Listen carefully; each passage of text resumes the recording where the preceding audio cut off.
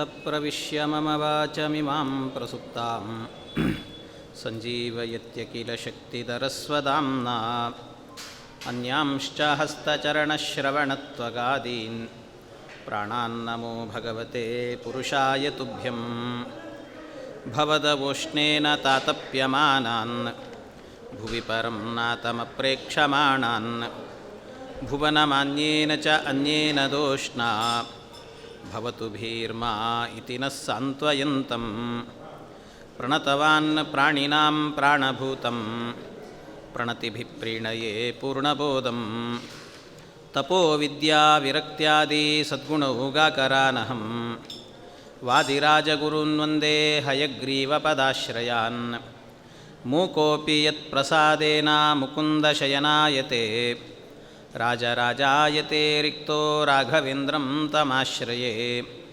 ಅನವದ್ಯಾತ್ಮಚಾರಿತ್ರಂ ವಾದಿಕದ್ಯೋತಭಾಸ್ಕರಂ ವಿದ್ಯಾಮಾನ್ಯಗುರುಂ ವಂದೇ ವಿದ್ಯಾವಿದ್ಯೋತಭಾಸ್ವರಂ ಶ್ರೀ ವಿಶ್ವೇಶತೀರ್ಥಗುರುಭ್ಯೋ ನಮಃ. ನಾರಾಯಣಂ ಸುರಗುರುಂ ಜಗದೇಕನಾಥಂ ಭಕ್ತಪ್ರಿಯಂ ಸಕಲಲೋಕನಮಸ್ಕೃತಂಚ ತ್ರೈಗುಣ್ಯವರ್ಜಿತಮಜಂ ವಿಭುಮಾದ್ಯಮೀಶಂ ವಂದೇ ಭವಗ್ನಮಮರಾಸುರಸಿದ್ಧವಂದ್ಯಂ. ಶ್ರೀ ಗುರುಭ್ಯೋ ನಮಃ. ಹರಿ ಓಂ ಹರಿ ಓಂ ಹರಿ ಓಂ. ಮತ್ಸ್ಯಯಂತ್ರದ ಭೇದನೆಗೆ ಅನೇಕ ರಾಜರು ಬಂದಿದ್ದಾರೆ. ಎಲ್ಲ ಬಂದಂಥ ರಾಜರು ಕೆಲವರೆಲ್ಲ ನೋಡಿ ಓಡಿ ಹೋದರು, ಕೆಲವರು ಮುಟ್ಟಿ ಹೋದರು, ಕೆಲವರು ಅಲಗಾಡಿಸಿ ಹೋದರು, ಇನ್ನು ಕೆಲವರು ಅದನ್ನು ಬಗ್ಗು ಬಡಿಯಬೇಕು ಅಂತ ಶಿಶುಪಾಲ ಬಂದ. ಅವನಿಗೆ ಒಂದು ಉದ್ದಿನ ಕಾಳಿನಷ್ಟು ಸ್ಪೇಸ್ ಉಳೀತು. ಆಮೇಲೆ ಶಲ್ಯ ಬಂದ, ಅವನಿಗೆ ಹೆಸರು ಕಾಳಿನಷ್ಟು ಸ್ಪೇಸ್, ಅಷ್ಟು ಜಾಗವನ್ನು ಎಳಿಲಿಕ್ಕಾಗಲಿಲ್ಲ. ಆಮೇಲೆ ಮಗಧ ದೇಶದ ರಾಜ ಜರಾಸಂಧ ಬಂದ. ಜರಾಸಂಧನಿಗೆ ಸಾಸಿವೆ ಕಾಳಿನಷ್ಟು ಇನ್ನೂ ಸ್ಪೇಸ್ ಇತ್ತು, ಅಷ್ಟು ಎಳಿಲಿಕ್ಕಾಗಲಿಲ್ಲ. ಅವನು ದುರಹಂಕಾರಿಯಾಗಿ ಬಂದದ್ರಿಂದ ಅವನಿಗೆ ಭಾಳ ಎಳೆದಿದ್ದ ಅದನ್ನು, ಆ ಬಿಲ್ಲನ್ನು ಎಳೆದಿದ್ದರೆ ಅದೇ ಅವನಿಗೆ ತಿರುಗಿ ಹೊಡೆದಾಗ ಆ ಪೆಟ್ಟು ತಡಿಲಿಕ್ಕಾಗದೆ ಮುಖ ಕೆಳಗೆ ಹಾಕಿ, ಅಲ್ಲಿ ಮುಖ ಕೆಳಗೆ ಹಾಕಿದವನು ಅವನ ಅರಮನೆಗೆ ಹೋಗೋ ತನಕಲ್ಲೂ ಕೂಡ ಮುಖ ಎತ್ತಿರಲಿಲ್ಲಂತೆ. ಯಾಕೆ ಅಂದರೆ ಅಷ್ಟು ಅವಮಾನ ಆಗಿತ್ತು ಅವನಿಗೆ, ಜರಾಸಂಧನಿಗೆ. ಎಂಥ ಅವಮಾನ! ಯಾರಾದರೂ ಕೂಡ ಅಕಸ್ಮಾತ್ ಯಾರಾದರೂ ಕೂಡ ಬಂದು ಬೆನ್ನು ಬಡಿದು ಯಾರಾದರೂ ಜರಾಸಂಧ ಅಂತ ಮಾತಾಡಿಸಿದರೂ ತಿರುಗಿ ನೋಡಿಲ್ಲಂತೆ. ಯಾಕೆ, ಎಲ್ಲಿ ಅವಮಾನ ಆಗಿಬಿಡ್ತದೋ ಏನೋ ಅಂತ ಅಷ್ಟು ಅವಮಾನ ಆಗಿತ್ತು. ಹಾಗೆ ಹೋದ. ಆಮೇಲೆ ಬಂದದ್ದು ಕರ್ಣ. ಕರ್ಣ ಬಂದವನು ಪ್ರಾಯೋಗತಾಸ್ತದನುಭೂಪತಯೋಥ ಕರ್ಣೋ ದುರ್ಯೋಧನಾರ್ಥಮನುಗೃಹ್ಯದನುಶ್ಚಕರ್ಷ. ಅವನು ಮಾಡಿದ್ದು ದುರ್ಯೋಧನನಿಗೋಸ್ಕರ ಅಂತ ಮಾಡಿದ. ದುರ್ಯೋಧನನಿಗೋಸ್ಕರವಾಗಿ ಇವಳನ್ನು ಪಡೀಬೇಕು ಅಂತ. ಎಂಥ ಒಂದು ಯೋಚನೆ ಅವನ ಕರ್ಣನದ್ದು ಅಂದರೆ, ಅಂಗರಾಜನಾಗಿಬಿಟ್ಟ, ಆದ್ದರಿಂದ ಇಂಥ ಯೋಚನೆ ಬಂತು. ದುರ್ಯೋಧನ ದ್ರೌಪದೀ ದೇವಿಯರಂದರೆ ಯಾರು? ದ್ರೌಪದೀ ದೇವಿಯರು ಅಂದರೆ ಜೀವೋತ್ತಮರಾಗಿರುವಂಥ ಮುಖ್ಯಪ್ರಾಣದೇವರ ಪತ್ನಿ. ಜೀವೋತ್ತಮರ ಪತ್ನಿಯಾದಂಥ ದ್ರೌಪದೀ ದೇವಿಯರನ್ನು ಜೀವಾಧಮನಾದಂತಹ ಕಲಿಸ್ವರೂಪನಾದಂಥ ದುರ್ಯೋಧನನಿಗೆ ಕೊಡಬೇಕು ಅಂತ ವಿಚಾರ ಮಾಡಿದ್ದ ಕರ್ಣ. ಅದಕ್ಕೆ ಅವನಿಗೂ ಕೂಡ ಆಗಲೇ ಇಲ್ಲ, ಈ ವಿಚಾರ ಕೈಗೆತ್ಕೊಳ್ಳಿಕ್ಕಾಗಲಿಲ್ಲ. ಅವನಿಗೆ ಕೂದಲೆಳೆ ಅಷ್ಟು ಆಗಲಿಲ್ಲ. ಅವನಿಗೂ ಅವಮಾನ ಆಯಿತು. ಆದರೆ ಯಾರದೋ ಮಧ್ಯದಲ್ಲಿ ಹೋಗಿ ಕೂತಿದ್ದ, ಅವನು ಹೋಗಲಿಲ್ಲ. ಯಾರು ಗೆಲ್ತಾರೆ ಅಂತ ನೋಡಬೇಕು ಅಂತ ಇತ್ತಂತೆ ಅವನಿಗೆ. ಆಮೇಲೆ ಬಂದವರೆಲ್ಲರೂ ಕೂಡ ಹೀಗೆ ಆಯಿತು. ಆಮೇಲೆ ಶಲ್ಯನಿಗೂ ಆಗಲಿಲ್ಲ, ಯಾರಿಗೂ ಆಗದೇ ಇದ್ದಾಗ ಆಮೇಲೆ ಎದ್ದು ಬರ್ತಾ ಇದ್ದದ್ದು ಯಾರು ಅಂದರೆ ಭೀಮಸೇನ ದೇವರು ಮತ್ತು ಅರ್ಜುನ. ಇವರಿಬ್ಬರು ಎದ್ದು ಬರ್ತಾ ಇದ್ದಾರಂತೆ. ಭೀಮಸೇನ ದೇವರು ಕೂತದ್ದು ಬ್ರಾಹ್ಮಣರೆಲ್ಲ ಕೂತಂಥ ಸ್ಥಳದಲ್ಲಿ ಕೂತಿದ್ರು. ಕ್ಷತ್ರಿಯರ ಹತ್ರ ಕೂತಿರಲಿಲ್ಲ, ಬ್ರಾಹ್ಮಣ ವೇಷದಲ್ಲೇ ಬಂದಿದ್ರು. ಅದರಿಂದ ಅಲ್ಲಿ ಕೂತವರು ಎದ್ದು ಹೋಗ್ತಾ ಇದ್ದಾರೆ, ಭೀಮಾರ್ಜುನರಿಬ್ಬರೂ ಕೂಡ.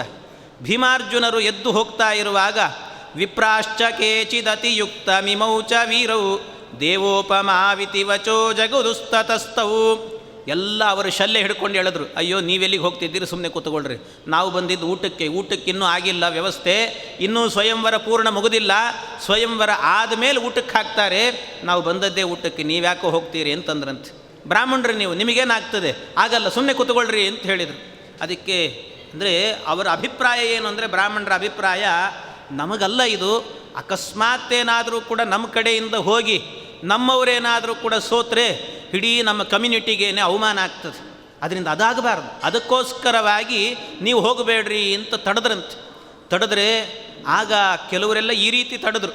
ಇನ್ನು ಅಂದರೆ ಬ್ರಾಹ್ಮಣರಿಗೆ ಒಬ್ಬ ಬ್ರಾಹ್ಮಣ ಹೇಗೆ ವಿಚಾರ ಮಾಡಬೇಕು ಅಂದರೆ, ಇನ್ನೊಬ್ಬ ಬ್ರಾಹ್ಮಣ ಹೋದ ಅವನಿಗೇನಾದರೂ ಸಮಸ್ಯೆ ಆಗುತ್ತೆ, ಅವಮಾನ ಆಗುತ್ತೆ ಅಂತ ಆದರೆ ಹೋಗಲಿ ಅವನಿಗೆ ಅವಮಾನ ಆಗಲಿ, ಆಮೇಲೆ ನಾವು ನೋಡಿ ನಗೋಣ ಅಂತ ಅನ್ನಬಾರ್ದಂತೆ. ಈ ರೀತಿ ದ್ವಾಪರ ಯುಗದ ಇದ್ದಂಥ ಬ್ರಾಹ್ಮಣರೆಲ್ಲ ಹೀಗಿದ್ದರು. ಇನ್ನೊಬ್ಬರಿಗೆ ಅವಮಾನ ಆಗತ್ತೆ ಅಂದರೆ ಅದು ಒಬ್ಬ ಬ್ರಾಹ್ಮಣನಿಗಾಗುವಂಥ ಅವಮಾನ ಅಲ್ಲ, ಇಡೀ ಕಮ್ಯುನಿಟಿಗೆ ಆಗುವಂಥ ಅವಮಾನ ಅನ್ನೋ ವಿಚಾರ ಮಾಡಬೇಕು. ಆ ವಿಚಾರ ಇಲ್ಲದೇನೆ ಮುಂದೆ ಕಳಿಸ್ತಾ ಇದ್ರು. ಆದರೆ ಇವರೆಲ್ಲ ತಡೆದ್ರಂತೆ. ಹಾಗೆ ತಡೆದು ಹೇಳ್ತಾ ಇದ್ದಾರೆ ಬೇಡ ಅಂತ. ಆದರೆ ಕೆಲವು ಬ್ರಾಹ್ಮಣರು ಹೇಳಿದ್ರಂತೆ, ಇಲ್ಲ, ಇವರಿಬ್ಬರನ್ನು ನೋಡಿದರೆ ಬ್ರಾಹ್ಮಣ ವಂಶದವರು ಹೌದು, ಆದರೆ ಇವರ ಪರಾಕ್ರಮ ಇದೆಲ್ಲ ನೋಡ್ತಾ ಇದ್ದರೆ ಸಾಕ್ಷಾತ್ ದೇವಾನುದೇವತೆಗಳೇ ಇದ್ದಂತೆ ಇದ್ದಾರೆ, ಅವರು ಹೋದರೆ ಗೆದ್ದೇ ಬರ್ತಾರೆ ಅಂತ ನಮ್ಮ ಮನಸ್ಸು ಹೇಳ್ತಾ ಇದೆ. ಆಗಲೇ ಬ್ರಾಹ್ಮಣರ ಬಾಯಿಂದ ಬಂತು ಅಂದರೆ ಅದು ಸತ್ಯ ಆಗ್ತದೆ ಅಂತಲೇ ಅರ್ಥ. ಬ್ರಾಹ್ಮಣ ಯಾನಿ ಭಾಷಂತೆ ತಾನಿ ಮನ್ಯಂತೆ ದೇವತಾಹ ಅಂತ. ಅದರಿಂದ ಅವರೆಲ್ಲ ಹೇಳಿದ್ರು, ಇವರು ಹೋದರು ಅಂತಾದರೆ ಗೆದ್ದೇ ಬರ್ತಾರೆ ಅಂತ ಅನಿಸುತ್ತೆ ನಮಗೆ ಅಂತಂದ್ರಂತೆ. ಗೆಲ್ತಾರೆ ಇವರು ಅಂತ ಹೇಳಿ ಕೆಲವರೆಲ್ಲ ಒಗ್ಗಟ್ಟಾಗಿ ಕಳಿಸಿಕೊಡ್ಲಿಕ್ಕೆ ಅಂತ ನಿಂತರು. ಇನ್ನು ಕೆಲವರು ಬೇಡ ಅಂತ ಹೇಳಲಿಕ್ಕೆ ಶುರು ಮಾಡಿದರು. ಆಗೇನು ಮಾಡಬೇಕು? ಪರಸ್ಪರ ಅವರಲ್ಲೇನೆ ಗಲಾಟೆ. ಅದಕ್ಕೆ ಭೀಮಾರ್ಜುನರಿಬ್ಬರೇನೆ ಹೇಳಿದ್ರಂತೆ, ಯಾರು ಹೆದರಬೇಡ್ರಿ ಅಂತಂದ್ರಂತೆ. ಯಾರು ಹೆದರಬೇಡ್ರಿ. ಭೀಮಸೇನ ದೇವರು ಹೇಳ್ತಿದ್ದಾರೆ, ಯಾರು ಹೆದರಬೇಡ್ರಿ, ನಾವು ಬ್ರಾಹ್ಮಣ ಕುಲಕ್ಕೆ ಅವಮಾನವನ್ನು ಮಾಡೋದಿಲ್ಲ, ಬ್ರಾಹ್ಮಣ ಕುಲ ಹೆಮ್ಮೆಯಿಂದ ಮೆರಿಬೇಕು, ನಮ್ಮಲ್ಲೂ ಇಂಥ ಪರಾಕ್ರಮಿಗಳಿದ್ದಾರೆ ಅಂತ ಹೆಮ್ಮೆಯಿಂದ ಮೆರಿಬೇಕು, ಹಾಗೆ ಮಾಡ್ತೇವೆ ನಾವು ಅಂತ ಭೀಮಸೇನ ದೇವರು ಹೇಳಿದ್ರು. ಅಷ್ಟು ಹೇಳಿದಾಗ ಅವರ ಮಾತು ಕೇಳಲಿಕ್ಕೆ ಪುರುಸೊತ್ತಿಲ್ಲ, ಎಲ್ಲ ಬ್ರಾಹ್ಮಣರಿಗೂ ಧೈರ್ಯ ಬಂದ್ಬಿಡ್ತಂತೆ. ಅಂದರೆ ಆ ಶಕ್ತಿ ಅದು ಪ್ರಾಣದೇವರ ಬಾಯಿಂದ ಬಂದದ್ದು ಅಂದರೆ ಸಾಮಾನ್ಯವೇ? ಅವರ ಬಾಯಿಂದ ಬಂದು ಕೂಡಲೇ ಎಲ್ರಿಗೂ ಧೈರ್ಯ ಬಂತು. ಎಲ್ಲರೂ ಹೋಗಿ ಅಂತ ಕಳಿಸಿದ್ರಂತೆ. ಮುನ್ನಡೀರಿ ಅಂತ ಕಳಿಸಿದರು. ಆಗ ಹೋದ್ರಂತೆ. ಇಬ್ಬರೂ ಕೂಡ ಹೋಗ್ತಾ ಇದ್ದಾರೆ. ತತ್ರಾರ್ಜುನಪ್ಪ ವಜನಾತ್ ಪ್ರಿಯತೋಪ್ಯನುಜ್ಞಾಂ ಆದಾಯ ಕೇಶವಮಜಂ ಮನಸಾ ಪ್ರಣಮ್ಯ. ಹೋಗುವಾಗ ಮುಂದೆ ಅರ್ಜುನನೇ ಹೋದನಂತೆ. ಇಬ್ಬರು ಭೀಮಸೇನ ದೇವರು ಅರ್ಜುನ ಇಬ್ಬರೂ ಹೋಗ್ತಿದ್ದಾರೆ. ಅದು ಇಬ್ಬರೂ ಹೋಗಬೇಕಾದ್ರೆ ಅಲ್ಲಿ ಭೀಮಸೇನ ದೇವರು ಹೋಗಿ ಅದನ್ನು ಹೆದೆ ಏರಿಸ್ಲಿಕ್ಕೆ ಹೋಗಲೇ ಇಲ್ಲಂತೆ. ಅದು ರುದ್ರದೇವರ ವರ ಇತ್ತು, ಸಿಂಧೂರ ಅಂತ ಅದಕ್ಕೆ ಹೆಸರು. ಆ ಸಿಂಧೂರ ಎನ್ನುವಂಥ ಬಿಲ್ಲನ್ನು ಹೆದೆ ಏರಿಸಲಿಲ್ಲ. ಆ ಹೋಗುವಾಗ ಸ್ವಲ್ಪ ಮುಂದಕ್ಕೆ ಹೋಗ್ತಾ ಇದ್ದಾಗಲೇ ಅರ್ಜುನ ಕೇಳಿದ್ನಂತೆ, ಅಣ್ಣ ನಾ ಮುಂದೆ ಹೋಗಲಾ ಅಂತ ಕೇಳಿದ್ನಂತೆ. ನಾ ಮುಂದೆ ಹೋಗ್ತೀನಿ ಅಂತ. ಅದಕ್ಕೆ ಭೀಮಸೇನ ದೇವರು ಹೇಳಿದರು, ನಾನು ಬಂದು ಆ ಬಿಲ್ಲನ್ನು ಹೆದೆ ಏರಿಸಲಿಕ್ಕೆ ಬಂದದ್ದಲ್ಲ, ನಿನ್ನನ್ನು ಅಲ್ಲಿ ತನಕ ಬಂದು ಧೈರ್ಯ ತುಂಬಿ ಕಳಿಸ್ಲಿಕ್ಕೆ ಅಂತ ಬಂದದ್ದು, ನಾನೇನು ಮುಂದೆ ಹೋಗೋದಿಲ್ಲ ಅಂದ್ರಂತೆ. ನಾನೇನು ಮುಂದೆ ಹೋಗಲ್ಲ. ಕೆಲವರು ಇರ್ತಾನೆ ಹಾಗೆಲ್ಲ ಮಾಡ್ತಿರ್ತಾರೆ. ಎಲ್ಲಾದರೂ ಮಕ್ಕಳು ಈ ನಾಳೆ SSLC ಪರೀಕ್ಷೆ ಆರಂಭ ಆಗ್ತದೆ. ಪರೀಕ್ಷೆ ಆರಂಭ ಅಂದಾಗ ಏನು ಮಾಡ್ತಾರೆ, ಮನೆಯಲ್ಲಿದ್ದಂಥ ಹಿರಿಯರು ಪ್ರೀತಿಪಾತ್ರರಾದವರೆಲ್ಲರೂ ಕೂಡ ಪರೀಕ್ಷೆ ಇದೆ ಅಂದರೆ ಅವನಿಗೆ ಬಸ್ಸಲ್ಲಿ ಹೋಗಲಿಕ್ಕೋ ಆಟೋದಲ್ಲಿ ಹೋಗಲಿಕ್ಕೋ ಗೊತ್ತಿರ್ತದೆ. ಆದರೂ ಏನು ಮಾಡ್ತಾರೆ ದೊಡ್ಡವರು, ಬಾ ನೀನು ನನ್ನ ಗಾಡಿಯಲ್ಲೇ ಕೂಡಿಸ್ಕೊಂಡು ಶಾಲೆ ತನಕ ಹೋಗಿ ಬಿಟ್ಟು ಚೆನ್ನಾಗಿ ಬರೀ ಮಾಡು ಅಂತ ಅವನಿಗೆ ಶಬಾಷ್ಗಿರಿಯನ್ನೆಲ್ಲ ಕೊಟ್ಟು ಮಾಡಿ ಅವನಿಗೆ ಚೆನ್ನಾಗಿ ಅಂತ ಹೇಳಿ ಬರ್ತಾರಲ್ಲ, ಹಾಗೆ ನಾನು ನಿನಗೆ ಚೆನ್ನಾಗಿ ಸಾಧನೆ ಮಾಡಿಕೊಂಡು ಬಾ ಅಂತ ನಿನಗೆ ಶಬಾಷ್ಗಿರಿಯನ್ನು ಕೊಡಲಿಕ್ಕೆ ಬಂದಿದ್ದೀನಿ ಹೊರತು ನಾನೇನು ಆ ಬಿಲ್ಲನ್ನು ಎತ್ತಲಿಕ್ಕೆ ಬಂದದ್ದಲ್ಲ ಅಂದ್ರಂತೆ ಭೀಮಸೇನ ದೇವರು. ನಾನೇನು ಬಂದಿದ್ದಲ್ಲ. ಇನ್ನು ಕೆಲವರು ಇರ್ತಾರೆ, ಅವರು ಬೇರೆ ಅಂತಾರೆ. ಇನ್ನು ಕೆಲವರು ಇರ್ತಾರೆ, ಪರೀಕ್ಷೆಗೆ ಬಂದವರು ಪರೀಕ್ಷೆಗೆ ಬಿಟ್ಟು ಹೊರಟು ಹೋಗ್ತಾರೆ. ಇನ್ನು ಕೆಲವರು ಹಾಗಲ್ಲ, ಪರೀಕ್ಷೆಗೆ ಬಂದವರು ಹಾಗೆ ಬಾಗಿಲು ಮುಂದೆ ನಿಂತಿರ್ತಾರಂತೆ. ಅವರು ಬೇರೆ ಇನ್ನೊಬ್ಬರು ಅಂತ ಹೇಳ್ತಾರೆ. ಅವರೆಲ್ಲ ಬೇರೆ ರೀತಿ ಇರ್ತಾರೆ ಅಂತ. ಅವರು ಪರೀಕ್ಷೆ ಮುಗಿಯೋ ತನಕ ಅವ್ರಿಗೇನೇನು ಸಹಾಯ ಆಗ್ತದೋ ಅಂಥದ್ದನ್ನೆಲ್ಲ ಮಾಡೋರು ಇರ್ತಾರೆ. ಅವರು ಬೇರೆಯೇ. ಆದರೆ ಭೀಮಸೇನ ದೇವರು ಅಂಥವರಲ್ಲ. ಹಾಗೆ ಹಿಂದೆ ನಿಂತವರಿಗೆ ಬೆನ್ನು ತಟ್ಟಿ ಮುಂದೆ ಕಳಿಸಿದ್ದಾರಷ್ಟೆ. ಮುಂದೆ ಕಳಿಸಿದ ನಂತರ ಆಗ ಆ ಭೀಮಸೇನ ದೇವರಿಗೆ ನಮಸ್ಕಾರ ಮಾಡಿದ್ನಂತೆ. ಆದಾಯ ಕೇಶವಮಜಂ ಮನಸಾ ಪ್ರಣಮ್ಯ. ಭೀಮಸೇನ ದೇವರಿಗೆ ನಮಸ್ಕಾರ. ಅದರ ಜೊತೆಗೆ ಅಲ್ಲೇನೆ ಒಂದು ಕಡೆಯಲ್ಲಿ ಕೃಷ್ಣನೂ ಕೂಡ ಬಂದಿದ್ನಲ್ಲ, ಯಾದವರ ಜೊತೆಗೆ ಬಂದಿದ್ದ ಕೃಷ್ಣ ಬಂದಾಗ ದೂರದಲ್ಲಿ ಕೂತಿದ್ದಾನೆ ಕೃಷ್ಣ ಪರಮಾತ್ಮ. ಆ ಕೃಷ್ಣ ಪರಮಾತ್ಮನನ್ನು ನೋಡುವಾಗಲೇ ಭೀಮಸೇನ ದೇವರು ಅರ್ಜುನ ಇಬ್ಬರು ನೋಡಿದರಂತೆ. ನೋಡುವಾಗ ಅಲ್ಲಿಂದಲೇ ಒಂದು ಸರ್ತಿ ಮನಸ್ಸಿನಿಂದ ನಮಸ್ಕಾರ ಮಾಡಿದರಂತೆ. ಯಾಕೆ ಅಂದರೆ ಅದನ್ನು ಹೆದೆ ಏರಿಸೋಕ್ಕಿಂತ ಮೊದಲು ಒಮ್ಮೆ ಕೃಷ್ಣನ ಆಜ್ಞೆ ಸಿಗಬೇಕು ಅಂತ ದೂರದಿಂದಲೇ ಮನಸ್ಸಿನಿಂದ ನಮಸ್ಕಾರ ಮಾಡಿದರು. ಪರಮಾತ್ಮ ಕಣ್ಣಿನಿಂದಲೇ ಆಶೀರ್ವಾದ ಮಾಡಿದಂತೆ. ಕೃಷ್ಣ ಪರಮಾತ್ಮ ಕಣ್ಣಿನಿಂದ ಆಶೀರ್ವಾದ ಮಾಡಿದ ಕೂಡಲೇ ಆಯಿತು, ಕೃಷ್ಣನ ಅನುಜ್ಞೆ ಸಿಕ್ತು ಅಂತ ಆನಂದದಿಂದ ಹೋಗಿ ಅದನ್ನು ಹೆದೆ ಏರಿಸಿದಂತೆ. ಅರ್ಜುನ ಹೋದ, ಸರಸರ ಅಂತ ಹೋಗಿ ಏನು ಅನಾಯಾಸವಾಗಿ ಬಿಲ್ಲನ್ನು ಹೆದೆ ಏರಿಸಿ ಕಬ್ಬಿಣದ ತಂತಿಯನ್ನು ಕಟ್ಟಿ ಮಾಡಿ 5 ಬಾಣಗಳನ್ನು ಕೂಡ ಹಿಡಿದು ಅದೆಲ್ಲವನ್ನೂ ಕೂಡ ಕೆಳಗೆ ನೀರಿನಲ್ಲಿ ನೋಡಿದ. ಮೇಲೆ ಮರದ ದಿನ್ನೆ, ಅದಕ್ಕೊಂದು ಹೋಲು, ಅದರ ಒಳಗಡೆ ಪ್ರತಿಕೃತಿ ಮತ್ಸ್ಯದ ಯಂತ್ರ. ಅದನ್ನು ಕೆಳಗೆ ಪ್ರತಿಬಿಂಬವನ್ನು ನೋಡಿ ಮೇಲೆ ಹೊಡೆದಂತೆ ಬಾಣವನ್ನು ಮೇಲೆ ಹೊಡಿಲಿಕ್ಕೆ ಪುರುಸೊತ್ತಿಲ್ಲ, ಸರಿಯಾಗಿ ಹೋಗಿ ಆ ಪ್ರತಿಕೃತಿಗೆ ತಾಗಿತ್ತು. ಮತ್ಸ್ಯಯಂತ್ರ ಭೇದನ ಆಯಿತು. ಮತ್ಸ್ಯಯಂತ್ರ ಭೇದನ ಆದದ್ದೇ ತಡ. ಎಂಥ ಅದ್ಭುತ, ಪರಮಾನಂದವಾಗಿ ಹೋಯ್ತಂತಲ್ಲಿದ್ದಂಥ ಬ್ರಾಹ್ಮಣರಿಗೆಲ್ಲರಿಗೂ ಕೂಡ. ಏನು ನಮ್ಮ ಕಮ್ಯುನಿಟಿ ಹುಡುಗರು ಎಂಥ ಸಾಧನೆ ಮಾಡಿಬಿಟ್ರು, ಕ್ಷತ್ರಿಯರಿಗೆ ಆಗಲಿಲ್ಲ. ಎಂತಿಂಥ ರಾಜಾದಿರಾಜರು ಬಂದು ಓಡಿ ಹೋಗಿದ್ದಾರೆ, ಅವ್ರು ಯಾರಿಗೂ ಆಗದೇ ಇರುವಂಥ ಶಕ್ತಿ ನಮ್ಮಲ್ಲಿದೆ ಅಂತ. ಇದನ್ನು ಆವತ್ತಿನಿಂದಲೇ ತೋರಿಸ್ತಾ ಬಂದಿದ್ದಾರೆ. ಎಲ್ಲರಿಗೂ ಗೊತ್ತಿದೆ ಅಂತ ಹೇಳ್ತಾರೆ. ಬ್ರಾಹ್ಮಣನಿಗಾಗಬೇಕಾದ್ರೆ ಅವನ ಧರ್ಮ ಯುದ್ಧ ಮಾಡಬೇಕು ಅಂತಿಲ್ಲ, ಇನ್ನೊಂದಿಲ್ಲ. ಅವನ ಮಂತ್ರವನ್ನು ಗಟ್ಟಿಯಾಗಿ ಹಿಡ್ದ ಅಂತಾದರೆ ಎಲ್ಲಿಂದ ವಿಶ್ವಾಮಿತ್ರರು ಅಟ್ಯಾಕ್ ಮಾಡಿಕೊಂಡು ಬಂದರು ವಸಿಷ್ಠರ ಮೇಲೆ. ಕೊನೆಗೆ ಇಲ್ಲ, ದಿಗ್ಬಲಂ ಕ್ಷತ್ರಿಯ ಬಲಂ ಬ್ರಹ್ಮತೇಜೋ ಬಲಂ ಬಲಂ ಅಂದ್ಕೊಂಡು ಹೋದರು. ಈ ಕಡೆ ಇವರು ಬಂದರು ರಾಜಾದಿರಾಜರು, ಯಾರಿಗೂ ಆಗಲಿಲ್ಲ. ಬ್ರಾಹ್ಮಣರ ವೇಷದಲ್ಲಿದ್ದಂಥ ಪಾಂಡವರೇನೇ ಮತ್ಸ್ಯಯಂತ್ರವನ್ನು ಭೇದನೆ ಮಾಡಿದರು. ಹೀಗೆ ಆ ಶಕ್ತಿ ಎನ್ನುವಂಥದ್ದಿದೆ ಅಂತ ಹೇಳ್ತಾರೆ. ಆ ವೇಷಕ್ಕೆ ಆ ಶಕ್ತಿ ಇದೆ ಅಂದಮೇಲೆ ಅವರಿಗಿರೋದಿಕ್ಕಿಲ್ವ ಇನ್ನು ಶಕ್ತಿ? ಆದ್ದರಿಂದ ಅಂತಹ ಶಕ್ತಿ ಅಂತ ಅರ್ಥ ಮಾಡಿಕೊಳ್ಬೇಕು. ಹೀಗೆ ಮತ್ಸ್ಯಯಂತ್ರದ ಭೇದನೆ ಆಯಿತು. ಮತ್ಸ್ಯಯಂತ್ರದ ಭೇದನೆ ಆದರೆ ಮಹಾಭಾರತವನ್ನೆಲ್ಲವನ್ನು ನೋಡಬೇಕು ಅಂತ ಹೇಳ್ತಾರಲ್ಲ. ಏವಂ ಅಧ್ಯಾತ್ಮನಿಷ್ಠಂ ಹಿ ಭಾರತಂ ಪರಿಚಕ್ಷತೆ ಅಂತ. ಅಧ್ಯಾತ್ಮ ಪರವಾಗಿ ನೋಡೋದು ಅಂತಂದರೆ ಇದರಲ್ಲಾಗಬೇಕಾದ್ರೆ 5 ಬಾಣಗಳಿದ್ದು ಆ 5 ಬಾಣದಿಂದ ಮತ್ಸ್ಯಯಂತ್ರದ ಭೇದನ ಮಾಡಿದ್ದಾರೆ ಅಂದರೆ ಅದರ ಅರ್ಥ ಏನು ಅಂದರೆ 5 ಬಾಣಗಳು ಅಂತ ಹೇಳಿದರೆ ನಮ್ಮ ಮನಸ್ಸಿನಲ್ಲಿ 5 ವಿಧವಾದಂಥ ಮನಸ್ಸುಗಳಿದ್ದಾವೆ. ಚಿತ್ತಂತು ಚೇತೋ ಹೃದಯಂ ಸ್ವಾಂತಂ ಹೃನ್ಮಾನಸಂ ಮನಃ ಅಂತ ಹೇಳ್ತಾರೆ. ಹಾಗಾಗಿ 5 ವಿಧವಾದಂಥ ಮನಸ್ಸುಗಳಿದ್ದಾವೆ. ಆ 5 ವಿಧವಾದಂಥ ಮನಸ್ಸನ್ನು ಏನು ಮಾಡಬೇಕು ಅಂದರೆ ಕೆಳಗಿರುವಂಥ ನೀರು ಅಂದರೆ ಆ ನೀರು ಅಂದರೆ ಶಾಸ್ತ್ರ ಅಂತ ಅರ್ಥ. ತಿಳಿಯಾದದ್ದು ನೀರು, ಅದರಿಂದ ಶಾಸ್ತ್ರಕ್ಕೆ ಸಮಾನ, ಅದು ಶಾಸ್ತ್ರದ ಸಂಕೇತ. ಆ ಶಾಸ್ತ್ರದಲ್ಲಿ ಏನನ್ನು ಕಾಣಬೇಕು ಅಂದರೆ ಅಲ್ಲಿ ಪ್ರತಿಬಿಂಬ ಕಾಣಬೇಕು. ಪ್ರತಿಬಿಂಬ ಅಂದರೆ ಅದು ಭಗವಂತ ಅಂತ ಅರ್ಥ. ಭಗವಂತನನ್ನು ಕಾಣಬೇಕಂತೆ. ಆ ಭಗವಂತನನ್ನು ಕಂಡು ಉಪನಿಷತ್ತು ಹೇಳ್ತದೆ ಈ ಮಾತನ್ನು. ಪ್ರಣವೋ ಧನು ಶರೋಹ್ಯಾತ್ಮ ಬ್ರಹ್ಮತಲ್ಲಕ್ಷ್ಯ ಮುಚ್ಯತೆ ಅಂತ. ಪ್ರಣವೋ ಧನು, ಆ ಬಾಣಗಳು ಅಂದರೆ ಬಿಲ್ಲು ಅಂತ ಹೇಳಿದರೆ ಪ್ರಣವ ಮಂತ್ರ, ಓಂಕಾರ. ಆ ಓಂಕಾರ ಮಂತ್ರವನ್ನು ಹಿಡಿದುಕೊಂಡು ಇನ್ನು ಶರೋಖ್ಯಾತ್ಮ ಬಿಲ್ಲೆಂಬಂಥ ಮನಸ್ಸನ್ನು ಹಿಡ್ಕೊಂಡು ಬಿಂಬವನ್ನು ನೋಡಿ ಆ ಪ್ರತಿಬಿಂಬವನ್ನು ನೋಡಿ ಆ ಬಿಂಬದ ಕಡೆ ಕಳಿಸಬೇಕು ಅಂತ ಹೇಳಿದರೆ ಭಗವಂತನನ್ನು, ಅಂದರೆ ಜೀವ ಬಂದದ್ದು ಯಾಕೆ ಅಂದರೆ ಇಲ್ಲಿಗೆ ಅವನ ಗುರಿಯನ್ನು ಮುಟ್ಟೋದಕ್ಕೆ ಅಂತ ಬಂದದ್ದು. ಆ ಗುರಿಯನ್ನು ಮುಟ್ಟಬೇಕು ಅಂತ ಕಳಿಸಿಕೊಡಬೇಕಂತ ಈ ಅರ್ಥದಲ್ಲಿದೆ ಈ ಚಿಂತನೆ ಅಂತ ಹೇಳುತ್ತಾರೆ. ಹೀಗೆ ಅವನು ಮತ್ಸ್ಯಯಂತ್ರ ಭೇದನೆ ಮಾಡಿದ ಅಂದರೆ ಈ ರೀತಿ ಅನುಸಂಧಾನ ಮಾಡಿಕೊಳ್ಬೇಕು ಅಂತ. ಇಷ್ಟು ಮಾಡಿದಾಗ ಏನಾಗುತ್ತೆ, ಗುರಿಯನ್ನು ತಲುಪಿದಾಗ ಅಷ್ಟು ಮಾಡಿದ್ರೇ ದ್ರೌಪದಿ ದೇವಿ ಸಿಗ್ತಾಳೆ. ಅಂದರೆ ಬ್ರಹ್ಮವಿದ್ಯೆ ಎನ್ನುವಂಥದ್ದು ಲಭ್ಯವಾಗತ್ತೆ ಅಂತ ಅರ್ಥ. ಆ ಬ್ರಹ್ಮವಿದ್ಯೆ ಅನ್ನೋದು ಸಾಮಾನ್ಯವಾಗಿ ಸಿಗೋದಿಲ್ಲ. ಅದನ್ನು ಇಷ್ಟು ಮಾಡಬೇಕು ಅನ್ನೋ ಚಿಂತನೆ ಇದೆ ಅಂತೆ, ಈ ಅರ್ಥದಲ್ಲಿರುವಂತಹದ್ದು ಅಂತ. ಇಷ್ಟು ಮಾಡಿದಾಗ ಆಗ ಕೃಷ್ಣಾತ ದಾಸ್ಯ ವಿದದೆ ನವಕಂಜಮಾಲಾಂ ಮಧ್ಯೆ ಚ ತಾಂ ಪ್ರತಿನಿಧಾಯ ನರೇಂದ್ರ ಪುತ್ರವು. ಓಡೋಡಿ ಬಂದು ದ್ರೌಪದಿ ದೇವಿ ಆಗುವಾಗ ಅದು ಬಾಡದೇ ಇರುವಂಥ ಮಾಲೆಯನ್ನು ತಂದು ಆ ಅರ್ಜುನನ ಕೊರಳಿಗೆ ಹಾಕಿದ್ದಾಳಂತೆ. ಏನು ಚಂದ ನೋಡಲಿಕ್ಕೆ. ಇಷ್ಟು ನಡೀತಾ ಇರುವಾಗಲೇ ಆ ಪ್ರಸಂಗದಲ್ಲಿ ಆ ಕಡೆಯಿಂದ ಇದ್ದಂಥ ಕ್ಷತ್ರಿಯರಿಗೆಲ್ಲ ಸಿಟ್ಟು ಬಂತಂತೆ. ಏನಿದು, ಎಂಥ ಅವ್ಯವಸ್ಥೆ, ನಮಗೆ ದೊಡ್ಡ ಅವಮಾನ ಆಯಿತು ಅಂತ ಅನಿಸ್ಬಿಡ್ತಂತೆ ಅವರಿಗೆಲ್ಲ. ಯಾಕೆ ಅಂದರೆ ಕ್ಷತ್ರಿಯರಿಗಾಗದೇ ಇರುವಂತಹದ್ದು ಏನೋ ಅನ್ನ ಸಾರು ಊಟ ಮಾಡಿಕೊಂಡಿರುವಂಥ ಬ್ರಾಹ್ಮಣರೇ ಬಂದು ಈ ಮತ್ಸ್ಯಯಂತ್ರ ಭೇದನೆ ಮಾಡಿಬಿಟ್ರಲ್ಲ ಅಂತ ದುಃಖ ಆಗೋಯ್ತು ಅವರಿಗೆ. ಬಹಳ ತಡ್ಕೊಳ್ಳಿಕ್ಕಾಗಲಿಲ್ಲ. ಅದಕ್ಕೆ ಭಾರೀ ಸಿಟ್ಟಿನಿಂದ ಎಲ್ಲ ಓಡೋಡಿ ಬಂದು ಇವರ ಪಾಂಡವರ ಮೇಲೆ ಎರಗಿ ಯುದ್ಧ ಮಾಡಲಿಕ್ಕೆ ನಿಂತರಂತೆ. ದೊಡ್ಡ ಯುದ್ಧವೇ ನಡೆದು ಹೋಯ್ತಂತೆ. ಎಂಥ ದೊಡ್ಡ ಯುದ್ಧ. ದ್ರಷ್ಟುಂ ಹಿ ಕೇವಲ ಗತಿರ್ನತು ಕನ್ಯಕಾಯ ಅರ್ಥೇನ ಚಾಪಮಿಹ ವೃಷ್ಣಿವರಾ ಸ್ಪೃಶಂತು ಇತ್ಯಾಜ್ಞಯೈವ ವರಚಕ್ರಧರಸ್ಯ ಲಿಪ್ಸಾಂ ಅಪ್ಯತ್ರ ಚಕ್ರುರಿಹ ನೈವ ಯದು ಪ್ರವೀರಾಹ. ಎಲ್ಲರೂ ಕೂಡ ಬಂದು ಅವರ ಮೇಲೆ ಯುದ್ಧಕ್ಕೆ ಅಂತ ನಿಂತಾಗ ಯಾರ್ಯಾರು ದೊಡ್ಡ ದೊಡ್ಡವರೆಲ್ಲ ಬಂದಿದ್ದಾರೆ. ದುರ್ಯೋಧನ, ಕರ್ಣ, ಶಲ್ಯ ಎಲ್ಲ ಬಂದ್ರಂತೆ ಯುದ್ಧಕ್ಕೆ ಅಂತ. ಅಂದರೆ ದ್ರೌಪದಿ ಅವರಿಗೆ ದಕ್ಕಿಬಿಟ್ಲಲ್ಲ ಅಂತ ಅವರಿಗೆ ಹೊಟ್ಟೆ ಉರಿ. ದ್ರೌಪದಿ ದಕ್ಕಿಬಿಟ್ಲಲ್ಲ ಅವರಿಗೆ ಅಂತ. ಇಲ್ಲಿ ಈ ವಿಚಾರದಲ್ಲಿ ಆಚಾರ್ಯರು ಇನ್ನೊಂದು ನಿರ್ಣಯವನ್ನು ಕೂಡ ಕೊಟ್ಟಿದ್ದಾರೆ. ಆಚಾರ್ಯರು ಹೇಳಬೇಕಾದ್ರೆ ಕರ್ಣ ಬಂದು ಬಿಲ್ಲನ್ನು ಹೆದೆಯೇರಿಸಬೇಕಾದ್ರೆ ಅವನಿಗೊಂದು ರೋಮದಷ್ಟು ಸ್ಥಳ ಇನ್ನೂ ಉಳಿದಿತ್ತು ಅಂತ ಹೇಳಿದರು.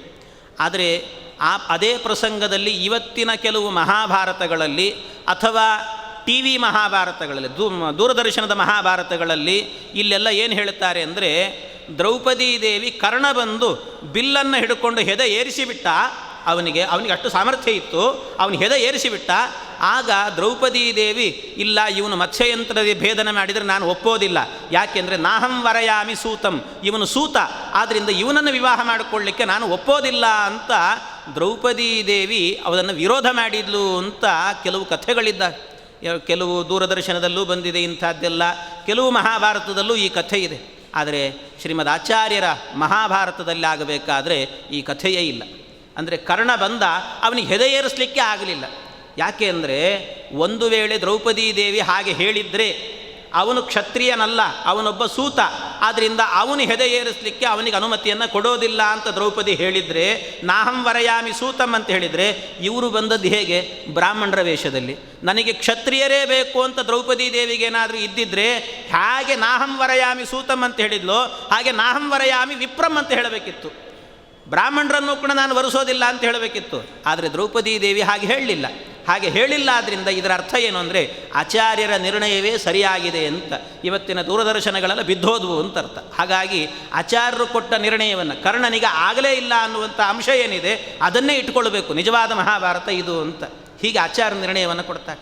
ಆಗ ಇಷ್ಟು ಮಾಡಿದಾಗ ಅವರ ಬಳಿಯಲ್ಲಿ ಯುದ್ಧಕ್ಕೆ ಅಂತ ಬಂದಂಥವರೆಲ್ಲರೂ ಕೂಡ ಯುದ್ಧಕ್ಕೆ ನಿಂತಾಗ ಆಗ ಭೀಮಸ್ತು ರಾಜ ಸಮಿತಿಂ ಪ್ರತಿ ಸಂಪ್ರಯಾತಾಂ ದೃಷ್ಟ್ವೈವ ಯೋಜನದಶೋಚ್ತ್ರಯಮಾಶು ವೃಕ್ಷಂ.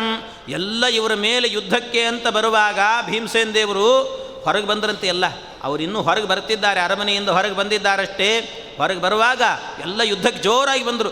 ಶಲ್ಯ ಕರ್ಣ ಎಲ್ಲ ಬಾಣಗಳ ಸುರಿವಳೆಗಳನ್ನು ಹಾಕ್ಕೊಂಡು ಬರ್ತಿದ್ದಾರೆ. ದೊಡ್ಡ ದೊಡ್ಡ ರಾಜರೆಲ್ಲ ಬಂದರಂತೆ. ಎಲ್ಲ ಬರ್ತಾ ಇರುವಾಗ ಭೀಮನಿಗೆ ಅದು ನೋಡಿ ಸಿಟ್ಟು ಬಂತು, ತಡಿಲಿಕ್ಕಾಗಲಿಲ್ಲಂತೆ. ಅಲ್ಲೇ ಪಕ್ಕದಲ್ಲಿದ್ದಂಥ ಒಂದು ವೃಕ್ಷ, ಎಷ್ಟು ದೊಡ್ಡದು ವೃಕ್ಷ ಅಂದರೆ 10 ಯೋಜನ ಎತ್ತರ ಅಂತೆ ಆ ವೃಕ್ಷ. 10 ಯೋಜನ ಎತ್ತರದ ವೃಕ್ಷವನ್ನು ಬುಡ ಸಮೇತವಾಗಿ ಕಿತ್ತಿಬಿಟ್ನಂತೆ. ಒಂದು ಸರ್ತಿ ಕಿತ್ತಿ ಹಿಡಿದಂತೆ. ಅದನ್ನು ಕಿತ್ತಿ ಹಿಡಿದದ್ದನ್ನು ನೋಡಿ ಭೀಮಸೇನ ದೇವರು ಹಿಡಿದಂಥ ವೃಕ್ಷವನ್ನು ನೋಡಿಯೇನೆ ಎಲ್ಲ ಅಲ್ಲೋಲ ಕಲ್ಲೋಲವಾಗಿ ರಾಜಾದಿರಾಜರೆಲ್ಲ ಓಡಿ ಹೋಗ್ಬಿಟ್ರಂತೆ ಮನೆಗೆ. ಬೇಡವೇ ಬೇಡಪ್ಪ, ಇವನ ಸಂಗತಿ ಯಾಕೆ ಬೇಕು ನಮಗೆ ಅಂತ, ಬೇಡವೇ ಬೇಡ ಅಂತ. ಆರುಜ್ಯ ಸರ್ವ ನೃಪತಿ ನಭಿತೋಹ್ಯತಿಷ್ಠತ್ ದೃಷ್ಟ್ವಾ ಪಲಾಯನ ಪರಾಶ್ಚ ಬಭೂವುರೇತೆ. ಎಲ್ಲ ಪಲಾಯನ ಮಾಡಿಬಿಟ್ರಂತೆ, ಬೇಡವೇ ಬೇಡ ಇವರು ತಂಟೆಗೆ ಹೋಗೋದು ಅಂತ. ಆದರೆ ಕರ್ಣ ಮತ್ತು ಶಲ್ಯ ಇಬ್ಬರು ಮಾತ್ರ ಎಲ್ಲರೂ ಓಡಿ ಹೋದರು. ಆದರೆ ಇವರೊಂದು ಸ್ವಲ್ಪ ಧೈರ್ಯವಂತರಾದ್ದರಿಂದ ನಾವು ಎದುರಿಸ್ತೇವೆ ಅಂತ ನಿಂತುಕೊಂಡ್ರಂತೆ. ನಾವು ಎದುರಿಸ್ತೇವೆ ಭೀಮನನ್ನು. ಅದಕ್ಕೆ ಕರ್ಣ ಏನು ಮಾಡಿದ, ಅರ್ಜುನನ ಜೊತೆಗೆ ಯುದ್ಧಕ್ಕೆ ಹೋದನಂತೆ. ಈ ಕಡೆ ಶಲ್ಯ ಭೀಮಸೇನ ದೇವರ ಜೊತೆಗೆ ಬಂದಂತೆ ಯುದ್ಧಕ್ಕೆ ಅಂತ. ಆ ಕರ್ಣ ಬಂದಿದ್ದ ಈ ಕಡೆ ಭೀಮಸೇನ ದೇವರ ಜೊತೆಗೆ ಶಲ್ಯ ಬಂದರೆ, ಯುದ್ಧಕ್ಕೆ ಬಂದರೆ ಶಲ್ಯನಿಗೆ ಒಂದು ಸರ್ತಿ ಆ ಮರದಿಂದಲೇ ಹೊಡೆಯೋಣ ಅಂತ ಅನಿಸ್ತಂತೆ. ಆದರೂ ಕೂಡ ಬೇಡ ಅಂತ ಸ್ವಲ್ಪ ಸಮಾಧಾನ ಮಾಡಿಕೊಂಡು ಕೆಳಗಿಟ್ರಂತೆ. ಆ ವೃಕ್ಷ ಕೆಳಗಿಟ್ರಂತೆ. ವೃಕ್ಷವನ್ನು ಕೆಳಗಿಟ್ಟು ಭೀಮೋಯಮೇಶ ಪುರುಹೂತ ಸುತೋನ್ಯಯೇತೆ ಪಾರ್ಥ ಇತಿ ಸ್ಮ ಹಲಿನೇ ಹರಿರಭ್ಯವೋಚತ್ ದೃಷ್ಟ್ವೈವ ಸೋಪಿ ಮುದಮಾಪಶಿನೇಶ್ಚ ಪೌತ್ರಃ ಖಡ್ಗಂ ಪ್ರಗೃಹ್ಯ ಹರ್ಷಾತ್ ಪರಿಪುಪ್ಲುವೇತ್ರ. ಭೀಮಸೇನ ದೇವರು ಇಷ್ಟೆಲ್ಲ ಕೆಲಸ ಮಾಡ್ತಿದ್ರಲ್ಲ, ಕೃಷ್ಣ ಪರಮಾತ್ಮ ಅಲ್ಲೇ ಇದ್ದ. ಕೃಷ್ಣ ದೂರದಿಂದಲೇ ನೋಡ್ತಾ ಇದ್ದಂತೆ. ಪಕ್ಕದಲ್ಲಿ ಬಲರಾಮ ದೇವರಿದ್ರಂತೆ. ಬಲರಾಮ ದೇವರಿಗೆ ಹೇಳ್ತಾ ಇದ್ದಾರೆ, ಕೃಷ್ಣ ಪರಮಾತ್ಮ ಹೇಳಿದಂತೆ, ನೋಡು ಅವನು ಗಿಡವನ್ನು ಎತ್ತಿದ್ದಾನಲ್ಲ, ಬೇರೆ ಯಾರಲ್ಲ, ಅವನೇ ಭೀಮ ಅನ್ನಂತೆ ಕೃಷ್ಣ. ನಿನಗೆ ಗೊತ್ತಿರಲಿ ಅಂತ ಸುಮ್ಮನೆ ಅವನ ಬಲವನ್ನು ನೋಡಿ ಇವತ್ತೇ ಅರ್ಥ ಮಾಡ್ಕೊಂಬಿಡು. ಪಾಂಡವರನ್ನ ಎದುರು ಹಾಕ್ಕೊಳ್ಳಿಕ್ಕೆ ಹೋಗಬೇಡ. ಆಗಾಗ ದುರ್ಯೋಧನ ಕಡೆಗೆ ಹೋಗ್ತೀನಿ ಅಂತ ಹೇಳ್ತಿರ್ತೀವಿ, ಇವನು ಬಲ ನೋಡಿಬಿಟ್ಟೆ ಹೋಗೋದನ್ನು ಬಿಟ್ಬಿಡು ಅಂತ ಹೇಳಿದ್ನಂತೆ ಕೃಷ್ಣ ಪರಮಾತ್ಮ. ಆ ಕಡೆ ಇನ್ನೊಬ್ಬ ಇದ್ದಾನಲ್ಲ, ಅವನು ಬಿಲ್ಲು ಹಿಡ್ಕೊಂಡಿದ್ದಾನೆ. ಯಾವ ಬಿಲ್ಲು ಅಂದರೆ ಆ ಸಿಂಧೂರ ಬಿಲ್ಲೇನಿತ್ತು ಆ ಬಿಲ್ಲನ್ನೇ ಹಿಡ್ಕೊಂಡಂತೆ ಅರ್ಜುನ. ಅದರಿಂದಲೇ ಯುದ್ಧ ಮಾಡಲಿಕ್ಕೆ ನಿಂತ್ಕೊಂಡಂತೆ ಅರ್ಜುನ. ಅಂಥ ಬಿಲ್ಲು, ಆ ಬಿಲ್ಲು ಹಿಡಿದವನು ಬೇರೆ ಯಾರೂ ಅಲ್ಲ, ಅವನೇ ಅರ್ಜುನ ಅಂತ ಹೇಳಿದ. ಅವರನ್ನು ನೋಡಿ ಬಲರಾಮ ದೇವರಿಗೂ ಸಂತೋಷ ಆಯಿತು. ಭೀಮಸೇನ ದೇವರು ಎತ್ತಿದ ಗಿಡವನ್ನು ಕೆಳಗಿಟ್ಟರು. ಶಲ್ಯ ಹತ್ತಿರಕ್ಕೆ ಬಂದರೆ ಒಂದು ಕ್ಷಣದಲ್ಲೇನೆ ಆ ಶಲ್ಯನನ್ನೇ ಆ ಕೈಯಲ್ಲಿ ಹಿಡಿದು ಮೇಲೆ ಎತ್ತಿಬಿಟ್ನಂತೆ. ಕೈಯಲ್ಲಿ ಹಿಡಿದ ಮೇಲೆ ಭೀಮ ಮೊದಲು ಎತ್ತರದ ಗಾತ್ರ. ಅದು ಹೇಗಿತ್ತು ಅಂದರೆ, ಎತ್ತಿದ್ದು ಆಚಾರ್ಯ ಹೇಳ್ತಾರೆ, ಶಲ್ಯನನ್ನು ಎತ್ತಿದರೆ ಸಣ್ಣ ಕೂಸನ್ನು ನಾವು ಎತ್ಕೊಳ್ತೀವಲ್ಲ, ಮೇಲೆ ಮುದ್ದಾಡಬೇಕು ಅಂತ ಮೇಲೆ ಎತ್ತಿ ಹಿಡಿತೀವಲ್ಲ, ಹಾಗೆ ಎತ್ತಿ ಹಿಡಿದಾಗ ಹಿಡಿದುಬಿಟ್ನಂತೆ ಶಲ್ಯನನ್ನು. ಅದು ನೋಡಿದರೆ, ಶಲ್ಯ ನೋಡಿದರೆ ಭೀಮಸೇನ ದೇವರು ಸೋದರ ಮಾವನನ್ನೇ ಮೇಲೆ ಎತ್ತಿ ಹಿಡಿದು ಬಿಟ್ಟಿದ್ದಾನೆ. ಮೇಲೆ ಹಿಡಿದು ಕೇಳ್ತಾ ಇದ್ದಾನಂತೆ, ಹೇಗಿದ್ದಿ ಮಾವ ಅಂತ ಕೇಳಿದ್ನಂತೆ. ಈ ರೀತಿ ಮಾಡಿದಂತೆ. ಅದಕ್ಕೆ ಅವನಿಗೆ ಗಾಬರಿ ಆಗೋಯ್ತು. ಎಲ್ಲಿ ಕೆಳಗೆ ಬಿದ್ದರೆ ಮೂಳೆ ಪುಡಿ ಆಗಿ ಹೋಗ್ತದೋ ಏನೋ, ಫ್ರ್ಯಾಕ್ಚರ್ ಆಗಿಬಿಡ್ತದೋ ಏನೋ ಅಂತ ಹೆದರಿಕೆ ಆಯ್ತಂತೆ. ಹೆದರಿಕೆ ಆಗಿ ಗಡಗಡ ನಡಿಗೆ ಹೋಗ್ತಿದ್ದಾನೆ. ನಡುಗುವಾಗಲೂ ಕೂಡ ಆಗ ಪ್ರೀತೇಶು ಸರ್ವ ಯದುಷು ಪ್ರಪಲಾಯಿತೇಷು ದುರ್ಯೋಧನಾದಿ ನೃಪತಿಶ್ವಕಿಲೇಶು ಭೀಮಾತ್ ಕರ್ಣೋಭ್ಯಯಾಧರೇಯಾತ್ಮಜಮಾಶು ಮದ್ರ ರಾಜೋ ಜಗಾಮ ಪವನಾತ್ಮಜಮೇವ ವೀರಃ. ಅದೇ ಸಂದರ್ಭದಲ್ಲಿ ಎಲ್ಲ ಓಡೋಗಿದ್ದಾರೆ, ಕರ್ಣಾದಿಗಳೆಲ್ಲ ಯುದ್ಧ ಮಾಡಲಿಕ್ಕೆ ನಿಂತಿದ್ದಾರೆ. ಅಲ್ಲಿ ಭೀಮಸೇನ ದೇವರು ಹೀಗೆ ಮಾಡಿದಾಗ ಅದನ್ನು ನೋಡಿ ಗಾಬರಿ ಆಯಿತು. ಕೂಡಲೇ ಭೀಮಸೇನ ದೇವರೇ ಮನಸ್ಸಲ್ಲಿ ಅಂದ್ಕೊಂಡ್ರಂತೆ, ಏನಾದರೂ ಇವನನ್ನು ಇಲ್ಲಿ ಹಿಡಿದಿದ್ದೀನಲ್ಲ ಮೇಲೆ, ಅಲ್ಲಿಂದ ಕೆಳಗೆ ಬಿಟ್ಟರೆ ಏನಾದೀತು ಇವನ ಗತಿ. ಸೋದರ ಮಾವ ಪಾಪ ಏನಾದರೂ ಕೂಡ ನನ್ನ ಬಂಧು ಅಲ್ಲ, ಅದರಿಂದ ಬಂಧುತ್ವತೋ ಭುವಿಷನೈರದದಾತ್ಸ ತಸ್ಯ. ಬಂಧುತ್ವತೋ, ಇವನು ಬಂಧು, ನನ್ನ ಸಂಬಂಧಿಕನಾಗಿದ್ದಾನೆ, ಅದರಿಂದ ಇವನಿಗೆ ಅನ್ಯಾಯ ಮಾಡೋದು ಬೇಡ, ಜೀವನ ಪೂರ್ತಿ ಕೈಕಾಲಿಲ್ಲದೆ ಕೂತ್ಕೊಳ್ಬೇಕಾಗ್ತದೆ, ಬೇಡ ಅಂತ ಕಾರುಣ್ಯದಿಂದ ನಿಧಾನವಾಗಿ ಕೆಳಗಿಳಿಸಿದಂತೆ ಭೀಮಸೇನ. ನಿಧಾನವಾಗಿ ಇಳಿ ಅಂತ ಕೂಸನ್ನು ಇಳಿಸ್ತೀವಲ್ಲ ಹಾಗೆ ಇಳಿಸಿದಂತೆ ಪರಮಾತ್ಮ ಆ ಭೀಮಸೇನ ದೇವರು. ವಿಜ್ಞಾಯ ವೀರ್ಯ ಮಗಮನ್ ನಿಜ ರಾಜಧಾನೀಂ. ಆ ಕೂಡಲೇನೆ ಶಲ್ಯನಿಗೆ ಅನಿಸ್ತಂತೆ, ಅಷ್ಟು ಮೇಲೆ ಹೋಗಿ ಕೆಳಗೆ ಬಂದಾಗ ಗೊತ್ತಾಗಿರ್ತದೆ. ಯಾವತ್ತೂ ಕೂಡ ಯಾವುದೋ ಈ ಕೆಲವೆಲ್ಲ ಎಕ್ಸಿಬಿಷನ್ ಅಂತೆಲ್ಲ ಇರ್ತದೆ, ಅಲ್ಲೆಲ್ಲ ದೊಡ್ಡ ದೊಡ್ಡದು ತಿರುಗುವಂಥದ್ದೆಲ್ಲ ಇರ್ತದೆ. ಅದರಲ್ಲಿ ಕೆಲವರಿಗೆ ಕೂತು ಅಭ್ಯಾಸ ಇರೋದಿಲ್ಲ. ಅಕಸ್ಮಾತ್ ಏನಾದರೂ ಕೂತ್ರೆ ಕೇಳಿ, ಒಂದು ಸರ್ತಿ ಅನುಭವ ಆದರೆ ಇನ್ನು ಜೀವನದಲ್ಲಿ ಅದನ್ನ ಹತ್ತೋದಿಲ್ಲಂತೆ, ಹಾಗಾಗಿರ್ತದೆ. ಹಾಗೆ ಇವನಿಗೂ ಕೂಡ ಅಷ್ಟು ಮೇಲಿಂದ ಕೆಳಗಿಳಿದಾಗ ಶಲ್ಯನಿಗೆ ಅನಿಸ್ತಂತೆ, ಅಬ್ಬಾ ಒಮ್ಮೆ ಜೀವ ಉಳಿದಾಗಾಯಿತು ನನಗೆ, ಇನ್ನೊಮ್ಮೆ ಇವನು ತಂಟೆಗೆ ಹೋಗಬಾರ್ದು ಅಂತ ಅನಿಸ್ತಂತೆ. ಅಲ್ಲಿ ಒಂದು ಕ್ಷಣ ನಿಲ್ಲಿಲ್ಲಂತೆ. ವಿಜ್ಞಾಯ ವೀರ್ಯ ಮಗಮನ್ ನಿಜ ರಾಜಧಾನೀಂ. ತನ್ನ ಅಂತಃಪುರಕ್ಕೆ ಹೊರಟೋಗೋಣ ಅಂತ ಒಂದು ಕ್ಷಣ ನಿಲ್ಲದೇನೆ ಓಡೋಡಿ ಹೋದನಂತೆ. ಆಮೇಲೆ ಈ ಕಡೆಯಿಂದ ನೋಡಿದರೆ ಪಾರ್ಥೋಪಿತೇನ ಧನುಷ ಯುಯುಧೇ ಸ್ವ ಕರ್ಣಂ. ಆ ಕರ್ಣನ ಜೊತೆಗೆ ಯುದ್ಧಕ್ಕೆ ಅಂತ ಪಾರ್ಥ ನಿಂತಿದ್ದಾನೆ, ಅರ್ಜುನ ನಿಂತಿದ್ದಾನೆ. ಅರ್ಜುನ ಯುದ್ಧ ಮಾಡುವಾಗ ಕರ್ಣ ಯುದ್ಧದಲ್ಲಿ ಸೋತೇ ಬಿಟ್ಟ. ಸೋತು ಕೂಡಲೇ ಅರ್ಜುನ ಆ ಕೂಡಲೇ ಅವನೇ ಕೇಳಿದ್ನಂತೆ. ಸೋತಾದಮೇಲೆ ಕರ್ಣ ಬಂದು ಕೇಳ್ತಾ ಇದ್ದಾನೆ, ಅಲ್ಲ ಯಾರು ನೀನು ಹೇಳು ಅಂತ ಕೇಳಿದ್ನಂತೆ. ನನ್ನನ್ನೇ ಯುದ್ಧದಲ್ಲಿ ಸೋಲಿಸಿದ್ದಿ ಅಂದರೆ ಯಾರು ನೀನು, ನಿಜವಾಗಲೂ ಹೇಳು. ಯಾರೋ ಒಬ್ಬ ಮಹಾ ತಪಸ್ವಿ ಆಗಿರಬೇಕು, ಇಲ್ಲ ಅಂದರೆ ನೀನು ಅರ್ಜುನನೇ ಆಗಿರಬೇಕು ಅಂದಂತೆ. ನೀನು ಅರ್ಜುನನೇ ಇರಬೇಕು, ಇಲ್ಲ ನನ್ನ ಗೆಲ್ಲಲಿಕ್ಕೆ ಸಾಧ್ಯ ಇಲ್ಲ. ಅವನಿಗೆ ಅಷ್ಟು ಕಾನ್ಫಿಡೆನ್ಸು, ನನ್ನನ್ನು ಗೆಲ್ಲುವಂಥ ವ್ಯಕ್ತಿ ಇಲ್ಲ ಅಂತ. ತ್ವಂ ಫಲ್ಗುನೋ ಹರಿಹಯೋ ದ್ವಿಜ ಸತ್ತಪೋವ ಮೂರ್ತಂ ನ ಮೇ ಪ್ರಮುಖತ ಸ್ಥಿತಿ ಮನ್ಯ ಇಷ್ಟೇ. ಯಾರು ನೀನು ಅಂತ ಕೇಳಿದರೆ ಅದಕ್ಕೆ ಅರ್ಜುನ ಹೇಳಿದ, ನಾನು ಯಾರಾದರೂ ನಿನಗೇನಂತೆ, ತಾಕತ್ತಿದ್ರೆ ನನ್ನ ಜೊತೆ ಯುದ್ಧ ಮಾಡಿ ಗೆಲ್ಲು ಅನ್ನಂತೆ. ನಾನು ಯಾರಾದರೂ ಕಟ್ಕೊಂಡು ಏನು ಮಾಡ್ತೀನಿ, ತಾಕತ್ತಿದ್ರೆ ಯುದ್ಧ ಮಾಡು. ಯೋ ವಾಸ್ಮಿ ಕೋಪಿ ಯದಿತೆ ಕ್ಷಮ ಮಧ್ಯ ಬಾಣಾನ್ ಮಂಚಾನ್ಯತೆ ಹಿರಣತಸ್ತ್ವಿತಿ ಪಾರ್ಥ ಆಹ. ಅದಕ್ಕೆ ಹೇಳಿದ. ಇಷ್ಟು ಹೇಳಿದಾಗ ಆಯಿತು. ಆದರೆ ಕೊನೆಗೆ ಅವನು ಸೋತೋದ. ಆ ಕರ್ಣ ಸೋತರೂ ಕೂಡ ಕೆಲವೊಮ್ಮೆ ಹೇಳ್ತಾರಲ್ಲ, ಬಿದ್ದರೂ ಮೀಸೆ ಮಣ್ಣಾಗಲಿಲ್ಲ ಅಂತ ಹೇಳ್ಕೊಳ್ತಾರಲ್ಲ, ಹಾಗೆ ಕರ್ಣ ಹೇಳಿದಂತೆ, ಇಲ್ಲ ನಾನು ಯುದ್ಧ ಮಾಡಿ ನಿನ್ನ ಗೆಲ್ತಿದ್ದೆ, ಆದರೆ ನಮ್ಮ ಧರ್ಮ ಏನು ಅಂದರೆ ಬ್ರಾಹ್ಮಣರ ಜೊತೆ ಯುದ್ಧ ಮಾಡಬಾರ್ದು ಅನ್ನೋದು ನಮ್ಮ ಧರ್ಮ ಅನ್ನಂತೆ. ಕೊನೆಗೆ ಸೋತು ಸುಣ್ಣ ಆಗಿ ಹೋಗಿದ್ದ ಅಂತ, ಅದರಲ್ಲಿ ಬ್ರಾಹ್ಮಣರ ಜೊತೆ ಯುದ್ಧ ಮಾಡೋದು ನಮ್ಮ ಧರ್ಮ ಅಲ್ಲ ಅನ್ನಂತೆ. ಅದಕ್ಕೆ ಮಾಡೋದು ನಮ್ಮ ಧರ್ಮ ಅಲ್ಲ ಅನ್ನುವಾಗ ಹಿಂದಿನಿಂದ ಮತ್ತೆ ಯುದ್ಧ ಮಾಡಲಿಕ್ಕಂತೂ ಬರ್ತಾನೇ ಇದ್ದ.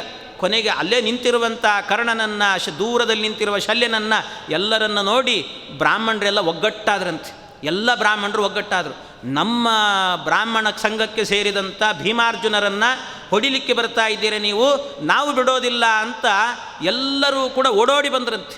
ಎಲ್ಲ ಬ್ರಾಹ್ಮಣ ಕಮ್ಯುನಿಟಿಯವರೆಲ್ಲ ಒಟ್ಟು ಸೇರಿ ಎಲ್ಲ ಅವರವರ ಕೈಯಲ್ಲಿ, ಬ್ರಾಹ್ಮಣರಿಗೆ ಏನಿರ್ತದೆ ಪಾಪ ಕೈಯಲ್ಲಿ ಹಿಡ್ಕೊಳ್ಳೋದು ಅಂತಾದರೆ, ವಿಪ್ರೇಶು ದಂಡ ಪಟದರ್ಭ ಮಹಾಜಿನಾನಿ ಕೋಪಾಕ್ಷಿಪತ್ಸು ನ ವಿನಾಶಮನತ್ರ ಭೂಯಾತ್.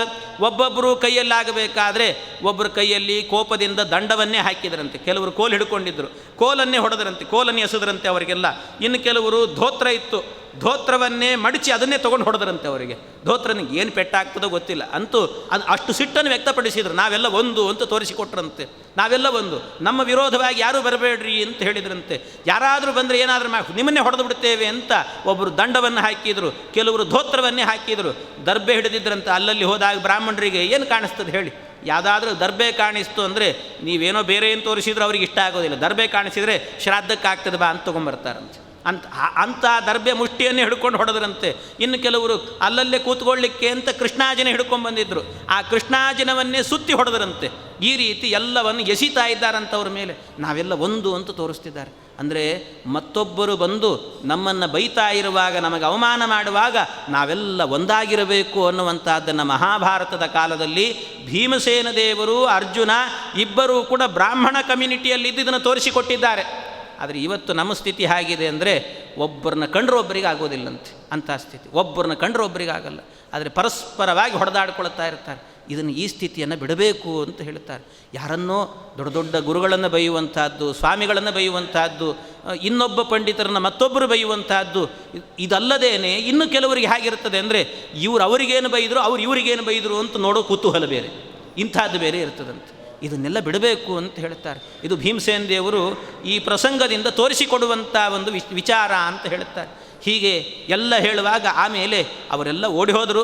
ಓಡಿದ ನಂತರ ಕಾರ್ಯಂ ನ ಮೇ ದ್ವಿಜವರೈ ಪ್ರತಿಯೋಧನೇನ, ನಾವೆಲ್ಲ ಬ್ರಾಹ್ಮಣರ ಜೊತೆ ಯುದ್ಧ ಮಾಡಲ್ಲ ಅಂತ ಓಡಿ ಹೋಗ್ತಾ ಇದ್ದಾರೆ.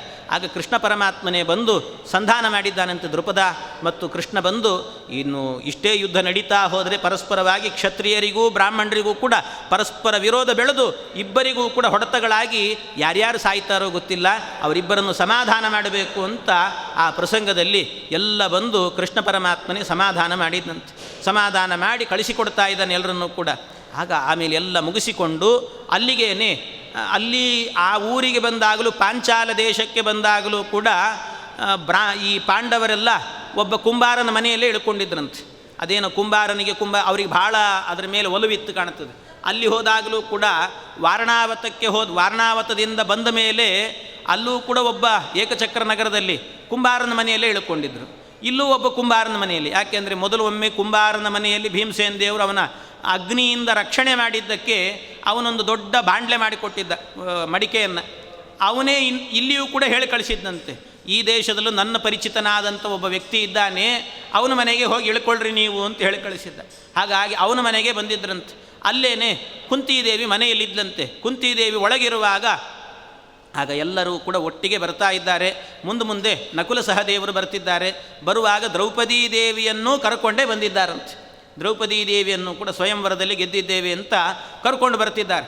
ಕರ್ಕೊಂಡು ಬರುವಾಗ ಪ್ರತಿನಿತ್ಯವೂ ಕೂಡ ಭಿಕ್ಷಾಟನೆಗೆ ಹೋಗಿ, ಬ್ರಾಹ್ಮಣ ವೇಷದವರು ಭಿಕ್ಷಾಟನೆಗೆ ಹೋಗಿ ಬಂದು ಕೂಡಲೇ ಕುಂತಿದೇವಿಗೆ ಹೊರಗಿಂದಲೇ ಒಮ್ಮೆ ಕೂಗು ಹಾಕ್ತಾ ಇದ್ರಂತೆ. ಅಮ್ಮ ಭಿಕ್ಷೆ ಅಂತ ಹೇಳ್ತಿದ್ರಂತೆ. ಅಮ್ಮ ಭಿಕ್ಷೆ ಬಂತು ಅಂತ ಗೊತ್ತಾಗ್ತಿತ್ತು ಕುಂತಿದೇವಿಗೆ. ಪ್ರತಿ ಬಾರಿಯೂ ಕೂಡ ಹೇಳ್ತಾ ಇದ್ದಂತೆ. ಭಿಕ್ಷೆ ಅಂದು ಕೂಡಲೇ ಆಯ್ತಾಯಿತು ಎಲ್ಲರೂ ಹಂಚಿಕೊಳ್ಳ್ರಿ ಅಂತ ಹೇಳ್ತಿದ್ದಂತೆ. ಎಲ್ಲರೂ ಹಂಚಿಕೊಳ್ಳಿ. ಹಾಗೆ ಆವತ್ತಿನ ದಿವಸವೂ ಕೂಡ ಬರಬೇಕಾದ್ರೆ ತಮಾಷೆಗಾಗಿ ಭಿಕ್ಷೆಗೆ ಹೋಗಿರಲಿಲ್ಲ. ಅವತ್ತು ಹೋದದ್ದು ದ್ರೌಪದೀ ದೇವಿಯ ಸ್ವಯಂವರಕ್ಕೆ. ಆದರೆ ಬರುವಾಗ ಮನೆ ಹತ್ರ ಬಂದಾಗ ಹೊರಗಿಂದಲೇ ನಕುಲ ಸಹದೇವರು ಎಲ್ಲರೂ ಕೂಡ ಒಮ್ಮೆ ಕೂಗು ಹಾಕಿದ್ರಂತೆ. ಅವತ್ತು ನಿಜವಾಗಲೂ ಭಿಕ್ಷೆ ತರಲಿಲ್ಲ, ಆದರೂ ತಮಾಷೆ ಮಾಡೋಣ ಅಂತ ಏನೋ ತಮಾಷೆಗೋಸ್ಕರವಾಗಿ ಅಮ್ಮ ಭಿಕ್ಷೆ ಅಂದ್ರಂತೆ. ಕರ್ಕೊಂಡು ಬಂದದ್ದು ದ್ರೌಪದಿಯನ್ನು. ಆದರೆ ಅಮ್ಮ ಭಿಕ್ಷೆ ಅಂತ ಹೇಳುವಾಗ ಅವರು ತಮಾಷೆಗೆ ಹೇಳಿದರೂ ಕೂಡ ಒಳಗಿಂದ ಕುಂತಿದೇವಿ ಸೀರಿಯಸ್ ಆಗಿ ಹೇಳಿದ್ದಂತೆ, 5 ಜನನೂ ಹಂಚಿಕೊಳ್ಳ್ರಿ ಅಂತ ಹೇಳಿದ್ದಂತೆ. 5 ಜನ ಹಂಚಿಕೊಳ್ಳ್ರಿ ಅಂತ ಹೇಳಿದ್ದೆ ತಡ ಇಲ್ಲಿ ಹೊರಗೆ ಯಾವತ್ತೂ ಕೂಡ ಕುಂತಿದೇವಿಯ ವಿಶೇಷತೆ ಏನು ಅಂದರೆ ಅವಳ ವಾಚಮರ್ತೋನು ಧಾವತಿ ಅಂತ ಹೇಳ್ತಾರೆ. ಯಾವತ್ತೂ ಕೂಡ ಋಷೀಣಾಂ ಪುನರಾದ್ಯಾನಾಂ ವಾಚಮರ್ತೋನು ಧಾವತಿ ಅಂತ. ಋಷಿಗಳು ಮುನಿಗಳು ಜ್ಞಾನಿಗಳು ಏನಾದರೂ ಹೇಳಿದರೆ ಆ ವಸ್ತು ಇಲ್ಲದೇ ಇದ್ದರೂ ಕೂಡ ಅವರ ಮಾತನ್ನು ಅನುಸರಿಸಿ ಆ ವಸ್ತು ಬರ್ತದಂತೆ. ಹಾಗೆ ಅದು ನಡೆಯದೇ ಇರುವಂಥ ಘಟನೆ ಆದರೂ ಕೂಡ ಇವರು ಹೇಳಿದರು ಅಂದರೆ ಆ ಘಟನೆಯೂ ನಡೀತದಂತೆ. ಅಂತಹ ಶಕ್ತಿ ಅವರ ಮಾತಿಗಿರ್ತದೆ ಅಂತ ಹೇಳ್ತಾರೆ. ಹಾಗಾಗಿ ಕುಂತಿದೇವಿಯು ಕೂಡ ಅಷ್ಟು ಪತಿವ್ರತ ಸ್ತ್ರೀ ಅವಳು. ಆದ್ದರಿಂದಾಗಿ ಆ ಶಕ್ತಿ ಅವಳಲ್ಲಿತ್ತು. ಅವಳು ಹೇಳಿದ್ದಾದ್ದರಿಂದ ನಡಿಲೇಬೇಕದು. ಬಂದದ್ದು ದ್ರೌಪದೀ ದೇವಿಯನ್ನು ಕರ್ಕೊಂಡು ಬಂದು. ಆದರೆ 5 ಜನ ಹಂಚಿಕೊಳ್ಳ್ರಿ ಅಂದರೆ ಒಂದು ಹೆಣ್ಣನ್ನು ಹೇಗೆ ಹಂಚಿಕೊಳ್ಬೇಕು, ಯಾವ ರೀತಿ ಮಾಡಬೇಕು, ಏನಾಗುತ್ತೆ, ನಾಗರಿಕ ವ್ಯವಸ್ಥೆಯಲ್ಲಿ ಎಷ್ಟು ಅಸಂಬದ್ಧವಾದ ವ್ಯವಸ್ಥೆ ಆಗ್ತದೆ ಇದು, ಆದ್ದರಿಂದ ಹೇಗೆ ಸಾಧ್ಯ ಇದು ಅಂತ ಬಹಳ ಎಲ್ಲರೂ ಕೂಡ ವಿಚಲಿತರಾದರಂತೆ. ಏನು ಮಾಡಬೇಕು ಅಂತ ಗೊತ್ತಾಗಲಿಲ್ಲ.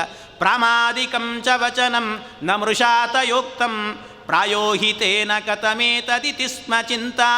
ಆದರೆ ನಾವೇನೋ ಪ್ರಾಮಾದಿಕವಾಗಿ ತಮಾಷೆಗಾಗಿ ಹೇಳಿರ್ಬೋದು, ಆದರೆ ನಿನ್ನ ಬಾಯಿಂದ ಬಂದ ಮಾತು ಸುಳ್ಳಾಗ್ಲಿಕ್ಕೆ ಸಾಧ್ಯ ಇಲ್ಲಮ್ಮ ಅಂತ ಹೇಳ್ತಾರೆ. ಅವಳು ಕುಂತಿದೇವಿ ಹೊರಗೆ ಬಂದಳು. ಒಬ್ಬಳನ್ನು ಕರ್ಕೊಂಡ್ಬಂದಿದ್ದೀವಿ ದ್ರೌಪದೀ ದೇವಿಯನ್ನು. ಆದರೆ 5 ಜನರು ಹಂಚಿಕೊಳ್ಬೇಕು ಅಂದರೆ ಹೇಗೆ ಹಂಚಿಕೊಳ್ಳಿಕ್ಕೆ ಸಾಧ್ಯ ಇಲ್ಲ ಇದು ಅಂತ. ತೇಷಾಂಬಭೂವ ವಸುದೇವ ಸುತೋ ಹರಿಶ್ಚ ತತ್ರ ಜಗಾಮ ಪರಮೇಣ ಹಿ ಸೌಹೃದೇನ. ಅಲ್ಲಿ ಪಾಂಡವರೆಲ್ಲ ಹೋಗಿರುವಾಗ ಅವ್ರ ಹಿಂದಿಂದೇನೆ ಕೃಷ್ಣ ಪರಮಾತ್ಮನು ಬಂದಿದ್ದಂತೆ. ಕೃಷ್ಣನೂ ಬಂದಿದ್ದ. ಬಂದವನೇನು ಮಾಡಿದ, ಇದಕ್ಕೆ ಉತ್ತರವನ್ನು ನಾನು ಕೊಡಬಾರದು ಅಂತ ಮೊದಲೇ ನಿಶ್ಚಯ ಮಾಡಿಕೊಂಡೇ ಬಂದಿದ್ದ ಅವನು ಪರಮಾತ್ಮ. ಏನಾಗ್ತದೆ ಆಗಲಿ, ಇದಕ್ಕೆ ನಿಜವಾದ, ಯಾಕೆಂದರೆ ಆ ಕಾಲದಲ್ಲಾಗಬೇಕಾದ್ರೆ ಕೃಷ್ಣ ಪರಮಾತ್ಮನ ಬಗ್ಗೆ ಪೂರ್ಣವಾದ ನಂಬಿಕೆ ಕೆಲವರಿಗೆ ಇರಲಿಲ್ಲ. ಕೃಷ್ಣ ದೇವರು ಅಂತ ಕಾನ್ಫಿಡೆನ್ಸ್ ಇರಲಿಲ್ಲಂತ ಕೆಲವರಿಗೆ.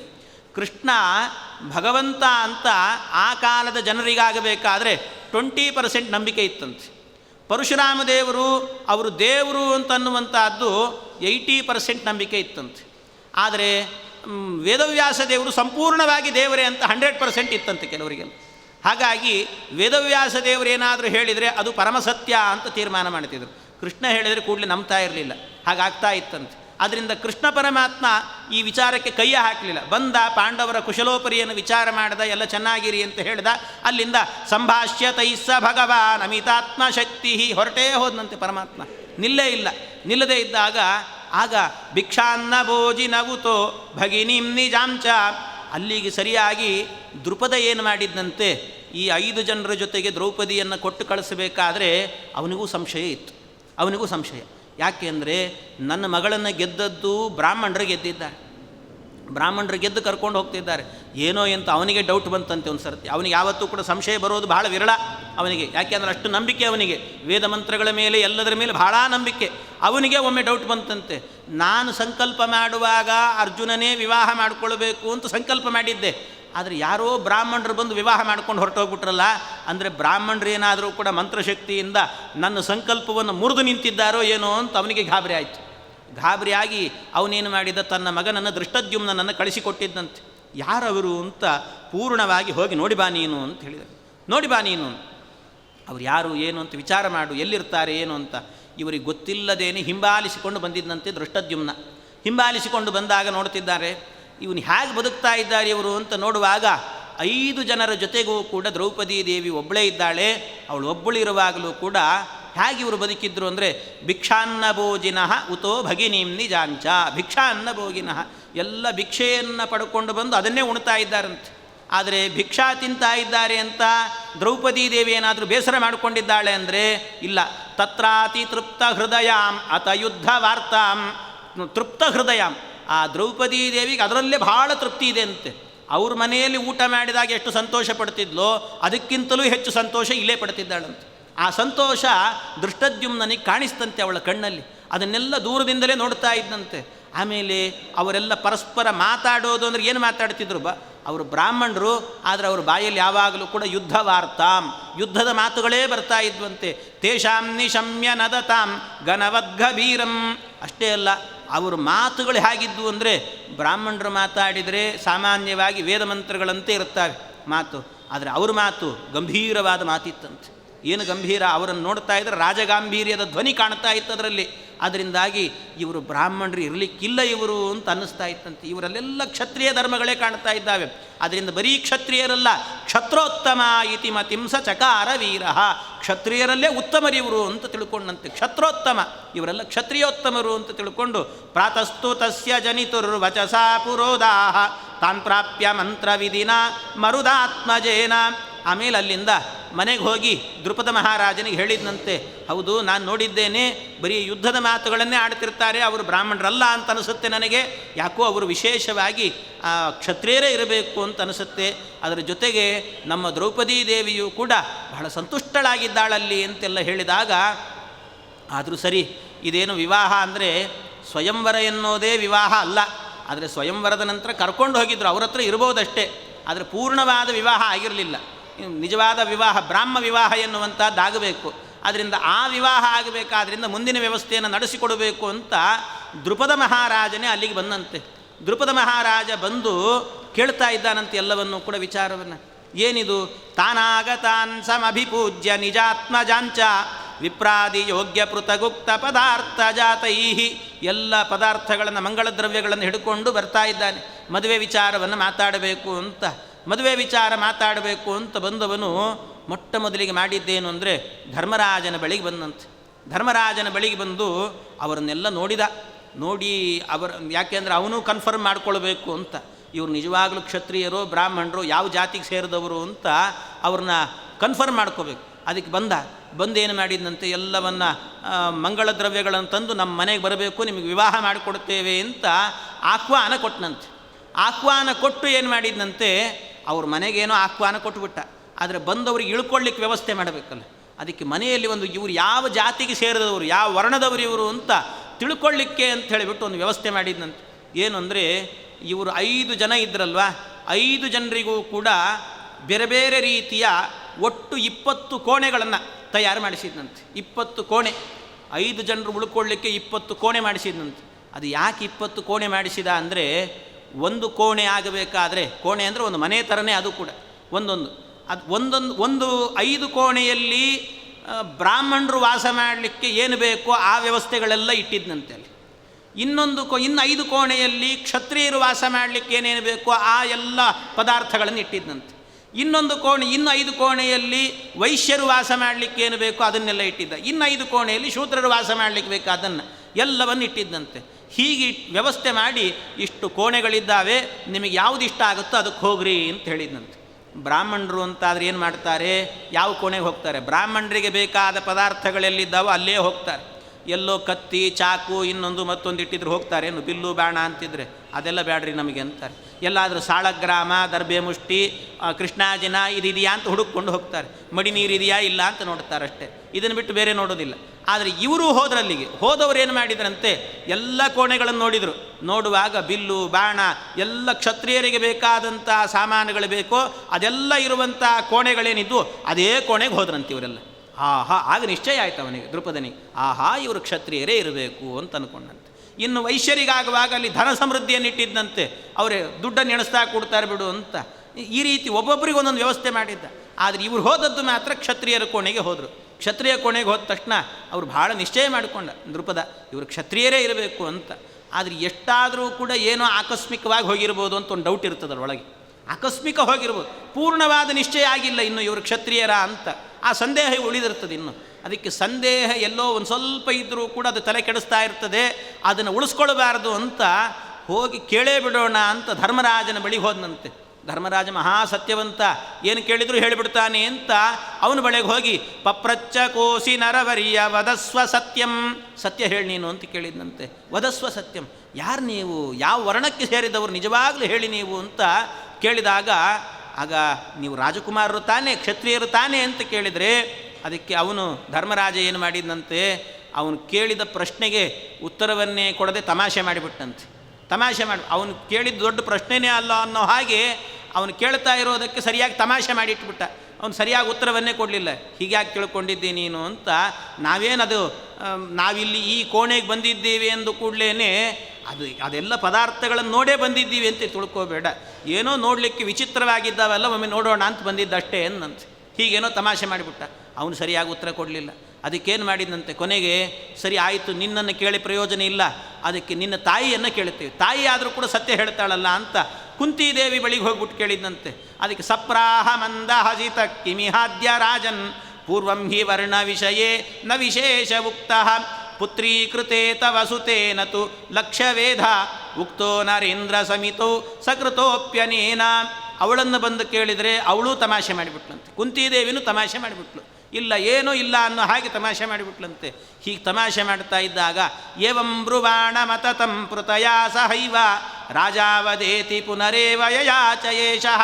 ಅದಕ್ಕೆ ಮತ್ತೆ ಸ್ವಲ್ಪ ಸೀರಿಯಸ್ ಆಗಿ ಕೇಳಿದ್ನಂತೆ, ಅಲ್ಲ ಏನಿಲ್ಲ, ಈಗ ಹೇಗೂ ವಿವಾಹವಂತೂ ಮಾಡಿಕೊಡ್ಬೇಕು ಅಂತ ನಿಶ್ಚಯ ಆಗಿದೆ, ಎಲ್ಲ ಆಗಿದೆ. ವಿವಾಹದಲ್ಲಿ ಪುರೋಹಿತರು ಕೇಳಿದ್ರಾದರೂ ಒಂದು ಜಾತಿ ಯಾವುದಂತ ಹೇಳಬೇಕಾಗ್ತದಲ್ಲ, ಅದಕ್ಕೋಸ್ಕರ ಆದರೂ ಹೇಳ್ರಿ ಅಂತ ಕೇಳಿದ್ನಂತೆ. ಕೊನೆಗೆ ನೀವೇನೋ ತಮಾಷೆ ಮಾಡಿಬಿಡ್ತಿದ್ದೀರಿ, ಪುರೋಹಿತರಿಗೋಸ್ಕರ ಆದರೂ ಕೂಡ ಮಂತ್ರ ಹೇಳಬೇಕಾದ್ರೆ ಯಾವ ವರ್ಣದವರು ಅಂತ ಕೇಳ್ತಾರೆ, ಅದಕ್ಕೋಸ್ಕರ ಹೇಳಿ ಅಂತ. ಕನ್ಯಾದಾನ ಮಾಡಬೇಕಾದ್ರೆ ನಾನು ಕೃತಕೃತ್ಯನಾಗಬೇಕಲ್ಲ, ಅದಕ್ಕೋಸ್ಕರ ಹೇಳಿ ಅಂತ ಕೇಳಿದಾಗ, ಯಾಕೆ ಅವನೇ ಹೇಳಿಬಿಟ್ಟಂತೆ ಕೊನೆಗೆ. ಯಾಕೆ ಅಂದರೆ, ನನಗೆ ನಿಮ್ಮ ಮೇಲೆ ಸಂಶಯ ಬಂದಿದೆ, ಆದರೆ ನನಗೆ ಈಗ ಒಂದು ರೀತಿಯಲ್ಲಿ ಡೌಟ್ ಬರ್ತಾ ಇದೆ ವೇದ ಮಂತ್ರಗಳ ಮೇಲೆ. ನಾನು ಸಂಕಲ್ಪ ಮಾಡಿದ್ದೇನೆ ಅರ್ಜುನನಿಗೆ ಕೊಟ್ಟು ವಿವಾಹ ಮಾಡಬೇಕು ಅಂತ ಸಂಕಲ್ಪ ಮಾಡಿದ್ದೆ ನನ್ನ ಮಗಳನ್ನು. ಆದರೆ ನೋಡಿದರೆ ಬ್ರಾಹ್ಮಣರು ಬಂದು ನೀವೆಲ್ಲ ಸೇರ್ಕೊಂಡ್ಬಿಟ್ಟು ನಮ್ಮ ಮತ್ಸ್ಯಯಂತ್ರವನ್ನು ಭೇದನೆ ಮಾಡಿ ಈ ಹುಡುಗಿನ ತೊಗೊಂಡು ಹೋಗ್ಬಿಟ್ಟಿದ್ದೀರಿ. ಏನು ಮಾಡಬೇಕು ಅಂತ ಅರ್ಥ ಆಗ್ತಾ ಇಲ್ಲ. ಪಾರ್ಥಾರ್ಥಮೇವ ಹಿಮಯೈಷ ಕೃತ ಪ್ರಯತ್ನ ತ್ವಂ ಫಲ್ಗುನೋನ್ಯ ಉತವಾದ್ಯಕರಂ ಸುತಾಯಾ. ನೀನು ನಿಜ ಹೇಳು ಅಂತ ಅರ್ಜುನನ ಬಳಿಗೆ ಬಂದು ಕೇಳಿದಂತೆ. ಯಾರು ನೀನು ಹೇಳು, ನಾನು ನಿನಗೇ ಕೊಡಬೇಕು, ವಿವಾಹ ಮಾಡಿಕೊಡಬೇಕು ಅಂತಲೇ ಪುತ್ರಕಾಮೇಷ್ಟಿ ಯಾಗದಲ್ಲಾಗಬೇಕಾದರೆ ವಿಚಾರ ಮಾಡಿದ್ದೇನೆ. ಇಷ್ಟು ಮಾಡಿದಾಗ ಯಾರೋ ಬಂದು ಕರ್ಕೊಂಡು ಹೋಗ್ಬಿಟ್ರೆ ನನಗೇನು ಅನ್ನಿಸ್ತದೆ ಹೇಳು, ವೇದ ಮಂತ್ರದ ಮೇಲೆ ಅಪನಂಬಿಕೆ ಬಂದುಬಿಡ್ತದೆ, ಅದಕ್ಕೋಸ್ಕರ ಹೇಳು ಅಂತ ಕೇಳಿದಾಗ, ಆಗ ಅವನು ಹೇಳಿದಂತೆ, ಹೌದು ನಾವೇ ಪಾಂಡವರು ಅಂತ ಹೇಳಿದ್ನು. ನಾವೇ ಪಾಂಡವರು ಅಂತ ಹೇಳಿದಾಗ ಅವನಿಗೆ ಸಂತೋಷ ಆಯಿತು. ಅರ್ಜುನ ಅಂತ ಗೊತ್ತಾಯಿತು. ಅರ್ಜುನ ಅಂತ ಗೊತ್ತಾದ ಕೂಡಲೇ ಭಾಳ ಸಂತೋಷ ಆಯಿತು. ಸಂತೋಷದಿಂದ ಇರುವಾಗ, ಸರಿ ಹಾಗಾದರೆ 5 ಜನ ಇದ್ದೀರಿ, ಈಗ 5 ಜನ ಬಂದಿದ್ದೀರಿ, ಯಾರಿಗೆ ವಿವಾಹ ಮಾಡಿಕೊಡ್ಬೇಕು ಹೇಳಿ ಅಂತ. ಯಾರಿಗೆ? ಯಾಕೆಂದ್ರೆ ಯಾರು ಗೆದ್ದಿರ್ತಾರೋ ಅವರೇ ಮಾಡಿಕೊಳ್ಬೇಕು ಅಂತಿಲ್ಲ. ಯಾಕೆ ಕರ್ಣನೂ ಕೂಡ ಬಂದ ಎದೆ ಏರಿಸಲಿಕ್ಕೆ, ಆದರೆ ಬಂದದ್ದು ಯಾಕೆ? ದುರ್ಯೋಧನಿಗೆ ಮದುವೆ ಮಾಡಿಕೊಡ್ಬೇಕು ಅಂತ. ಹಾಗೆ ನಿಯಮಗಳಿರ್ತವೆ. ಭೀಷ್ಮಾಚಾರ್ಯರು ಕೂಡ ಕಾಶಿರಾಜನ ಮಕ್ಕಳನ್ನು ಹಾರಿಸ್ಕೊಂಡು ಹೋದ, ಅಂಬಿಕೆ ಅಂಬಾಲಿಕೆ ಅಂತ. ಆದರೆ ವಿವಾಹ ಅವನು ಮಾಡಿಕೊಂಡ, ವಿಚಿತ್ರ ವೀರ್ಯನಿಗೆ ಮಾಡಿಕೊಟ್ಟ. ಹಾಗಿರ್ತದಂತೆ ಸಂಪ್ರದಾಯಗಳು. ಹಾಗಾಗಿ ಇಲ್ಲೂ ಕೂಡ ಯಾರು ವಿವಾಹ ಮಾಡಿಕೊಳ್ತೀರಿ ಅಂತ ಕೇಳುವಾಗ ಆಗ ಎಲ್ಲ ಹೇಳಿದ್ರಂತೆ, ಗೃಣ್ವಾತ್ಪಿತೀರಿತ ಇಮಂ ಸತು ಧರ್ಮ ಸೂನು ಆಹಸ್ಮ ಸರ್ವ ಇತಿಮೇ ಮನಸಿ ಪ್ರರೂಢಂ. ಯಾರು ಅಂತ ಕೇಳುವಾಗ ಧರ್ಮರಾಜನೇ ಏನೂ ಸಂದೇಹ ಇಲ್ಲದೇನೆ ನಿಷ್ಠುರವಾಗಿ ಹೇಳಿದ್ನಂತೆ, 5 ಜನ ವಿವಾಹ ಮಾಡಿಕೊಳ್ತೀವಿ ಅನ್ನಂತೆ. ನಮ್ಮಮ್ಮ ಹೇಳಿಬಿಟ್ಟಿದ್ದಾಳೆ 5 ಜನ ಹಂಚಿಕೊಳ್ಳ್ರಿ ಅಂತ, 5 ಜನ ವಿವಾಹ ಮಾಡಿಕೊಳ್ತೀವಿ ಅಂತ ಹೇಳಿದ್ನಂತೆ. 5 ಜನ ವಿವಾಹ ಮಾಡಿಕೊಳ್ತೀವಿ ಅಂತ ಹೇಳುವಾಗ ಗಾಬರಿ ಆಗೋಯ್ತು, ಎದೆ ಹೊಡೆದೋಯ್ತು ಅವನಿಗೆ, ದೃಪದನಿಗೆ. ಏನು ಮಾತಾಡ್ತಾ ಇದ್ದೀರಿ, ಇದು ನಾಗರಿಕ ವ್ಯವಸ್ಥೆಯಲ್ಲಿ ಇದು ನಡೆಯುವಂಥದ್ದ ಅಂತ ಕೇಳಿದ್ನಂತೆ. ಎಂಥ ಮಾತನ್ನು ಹೇಳುತ್ತಾ ಇದ್ದೀವಿ, ಸಾಧ್ಯವೇ ಇಲ್ಲ, ಒಪ್ಪಿಕೊಳ್ಳಿಕ್ಕಾಗಲ್ಲ ಅಂತ ಹೇಳುವಾಗ ಅದಕ್ಕೆ ಏನು ಧರ್ಮಶಾಸ್ತ್ರದ ಆಧಾರ ಇದೆಯೇ? ಎಲ್ಲಾದರೂ ಕೂಡ ಗಂಡು ಹೆಣ್ಣನ್ನು ವಿವಾಹ ಮಾಡಿಕೊಳ್ಳೋದು ಬೇರೆ, ಆದರೆ ಹೆಣ್ಣೆ 5 ಜನರನ್ನು ವಿವಾಹ ಮಾಡಿಕೊಳ್ಳೋದು ಎಲ್ಲಿ ಧರ್ಮಶಾಸ್ತ್ರದಲ್ಲಿದೆ? ಇಂಥದ್ದನ್ನು ಕೇಳೇ ಇಲ್ಲ ನಾನು.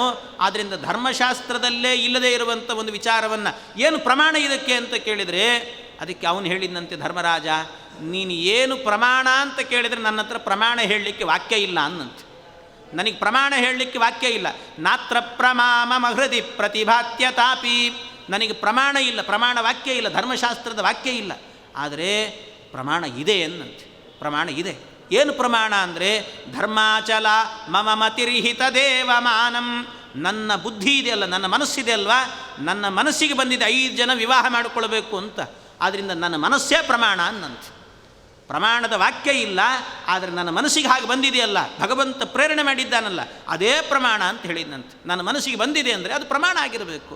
ಅಲ್ಲ, ಅದು ಹೇಗೆ ಸಾಧ್ಯ ಅಂದರೆ ನಮ್ಮಂಥವರಿಗಲ್ಲ ಅಂತ ಹೇಳ್ತಾರೆ.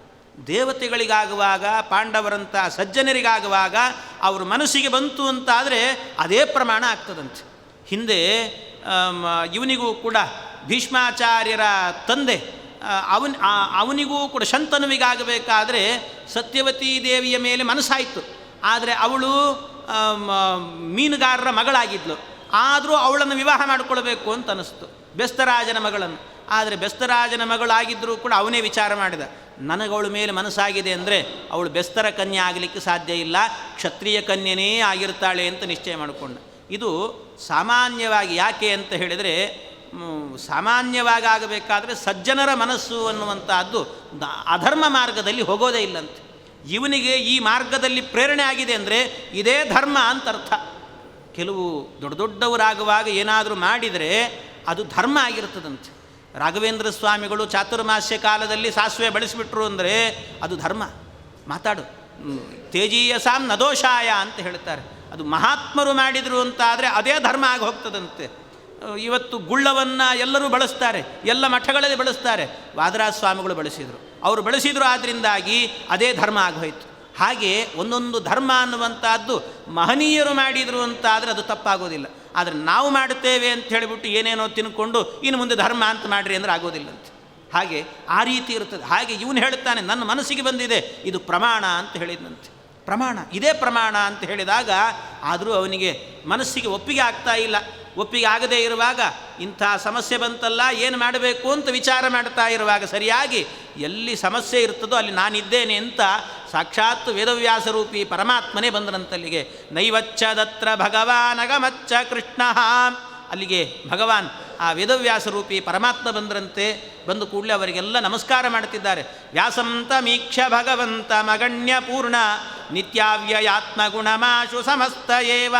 ಅವರಿಗೆ ನಮಸ್ಕಾರ ಮಾಡಿ ಅವರನ್ನೇ ಕೇಳಿದ್ರಂತೆ, ಇಲ್ಲ ಏನು ಮಾಡಬೇಕಿದನ್ನು, ಈ ವ್ಯವಸ್ಥೆಯನ್ನು 5 ಜನ ವಿವಾಹ ಮಾಡಿಕೊಳ್ತೇವೆ ಅಂತ ಹೇಳ್ತಿದ್ದಾರೆ, ಹೇಗೆ ಮಾಡಿಕೊಡ್ಬೇಕಿದನ್ನು ಅಂತ ಕೇಳುವಾಗ ಕೃಷ್ಣಸ್ತದಾಹ ನೃಪತಿಂ ಪ್ರತಿದೇಹಿ ಕನ್ಯಾಂ. ಅದಕ್ಕೆ ಹೇಳೇ ಬಿಟ್ರಂತೆ ವೇದವ್ಯಾಸದೇವರು, ಏನು ವಿಚಾರ ಮಾಡಬೇಡ, 5 ಜನರಿಗೂ ವಿವಾಹ ಮಾಡಿಕೊಡು ಅಂದ್ರಂತೆ. 5 ಜನರಿಗೆ ವಿವಾಹ ಮಾಡಿಕೊಡು ಅಂತ ದೃಪದನಿಗೆ ಹೇಳಿದರೆ ದೃಪದ ಮತ್ತೆ ಗಾಬರಿ ಆದ. ಏನು ವೇದವ್ಯಾಸರೂಪಿ ಪರಮಾತ್ಮ, ನೀವು ಹೀಗೆ ಹೇಳ್ತಾ ಇದ್ದೀರಲ್ಲ ಅಂತ, ನೀವು ಹೇಗೆ ಹೇಳ್ತಿರಲ್ಲ, ಏನು ಮಾಡಬೇಕಿದು, ಹೇಗೆ ಸಾಧ್ಯ ಇದು ಅಂತ ಕೇಳುವಾಗ ಹಾಗೆ ಹೇಳಿದ್ರಂತೆ, ನೋಡು ಇದನ್ನು ವಿವಾಹ ಮಾಡಿಕೊಡು, ಆದರೆ ಜಗತ್ತಿನಲ್ಲಿ ಕಂಡು ಕೇಳರಿಯದಂತಹ ಅದ್ಭುತವಾದ ವಿವಾಹ ಇದಾಗತ್ತೆ ಅಂದ್ರಂತೆ. ಯಾಕೆ ಅಂದರೆ ಇದು ಆಚಾರ್ಯರು ಹೇಳಿರುವಂಥದ್ದು ದೃಪದನಿಗೆಲ್ಲ ಗೊತ್ತಿರಲಿಲ್ಲ.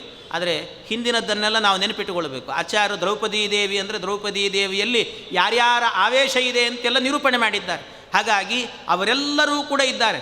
ದ್ರೌಪದಿ ದೇವಿ ವಿವಾಹ ಮಾಡಿಕೊಳ್ತಾಳೆ ಅಂದರೆ ಒಬ್ಬಳೇ ವಿವಾಹ ಆಗ್ತಾ ಇರೋದಲ್ಲ, 5 ಜನರು ಕೂಡ ಒಟ್ಟಿಗೆ ವಿವಾಹ ಮಾಡಿಕೊಳ್ತಿದ್ದಾರೆ ಅಂತ ಅರ್ಥ. 5 ಜನರು ಒಟ್ಟಿಗೆ ಮಾಡಿಕೊಳ್ತಿದ್ದಾರಂತೆ. ಹಾಗೆ ಅದರಲ್ಲಿ ಆಗಬೇಕಾದ್ರೆ ವಿಶೇಷತೆ ಏನು ಅಂತ ಹೇಳಿದರೆ, ಇವರೂ ಕೂಡ 5 ಜನ ಇದ್ದಾರಲ್ಲ, ಈ 5 ಜನ ಯಾರೂ ಅಲ್ಲ, ಆ ಒಳಗಿರುವಂಥ 5 ಜನರ ಗಂಡಂದಿರೇ ಇವರೂ ಕೂಡ ಅಂತ ಹೇಳಿದ್ರಂತೆ. ಇವರು ಎಂಥವರು ಅಂತ ನಿನಗೆ ತೋರಿಸ್ತೇನೆ ಬೇಕಾದರೆ ಅಂತ ಅವನಿಗೆ ಸರ್ವೇಭ್ಯ ಏವ ವೃಷವಾಯು ಪುರಂದರಾಹಿ ನಾಸತ್ಯದಸ್ರ ಸಹಿತ ಇಮಯೇವ ಇಂದ್ರಾಹ. ಇವರು ಬೇರೆ ಯಾರೂ ಅಲ್ಲ ಅಂದ್ರಂತೆ. ಇವರೆಲ್ಲ ಯಾರು ಗೊತ್ತಾ?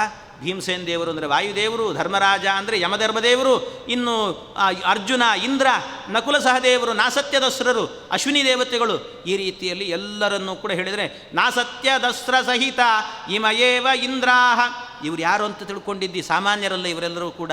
ಒಂದೊಂದು ಮನ್ವಂತರದಲ್ಲಿ ಇಂದ್ರ ಪದವಿಯಲ್ಲಿದ್ದು ಆಳಿದವರು ಇವರೆಲ್ಲ ಅಂದ್ರಂತೆ. 2ನೇ ಮನ್ವಂತರದಲ್ಲಾಗುವಾಗ ಮುಖ್ಯ ಪ್ರಾಣದೇವರೇ ಅಲ್ಲಿ ಇಂದ್ರ ಪದವಿಯಲ್ಲಿರ್ತಾರೆ. ಇನ್ನು 3ನೇ ಮನ್ವಂತರದಲ್ಲಿ ಯಮದೇವರೇ ಇರ್ತಾರಂತೆ. ಆಮೇಲೆ 4ನೇ ಮನ್ವಂತರದಲ್ಲಾಗಬೇಕಾದ್ರೆ 4-5ನೇ ಮನ್ವಂತರದಲ್ಲಾಗುವಾಗ ನಾಸತ್ಯದಸ್ರರೇ ಇರ್ತಾರಂತೆ.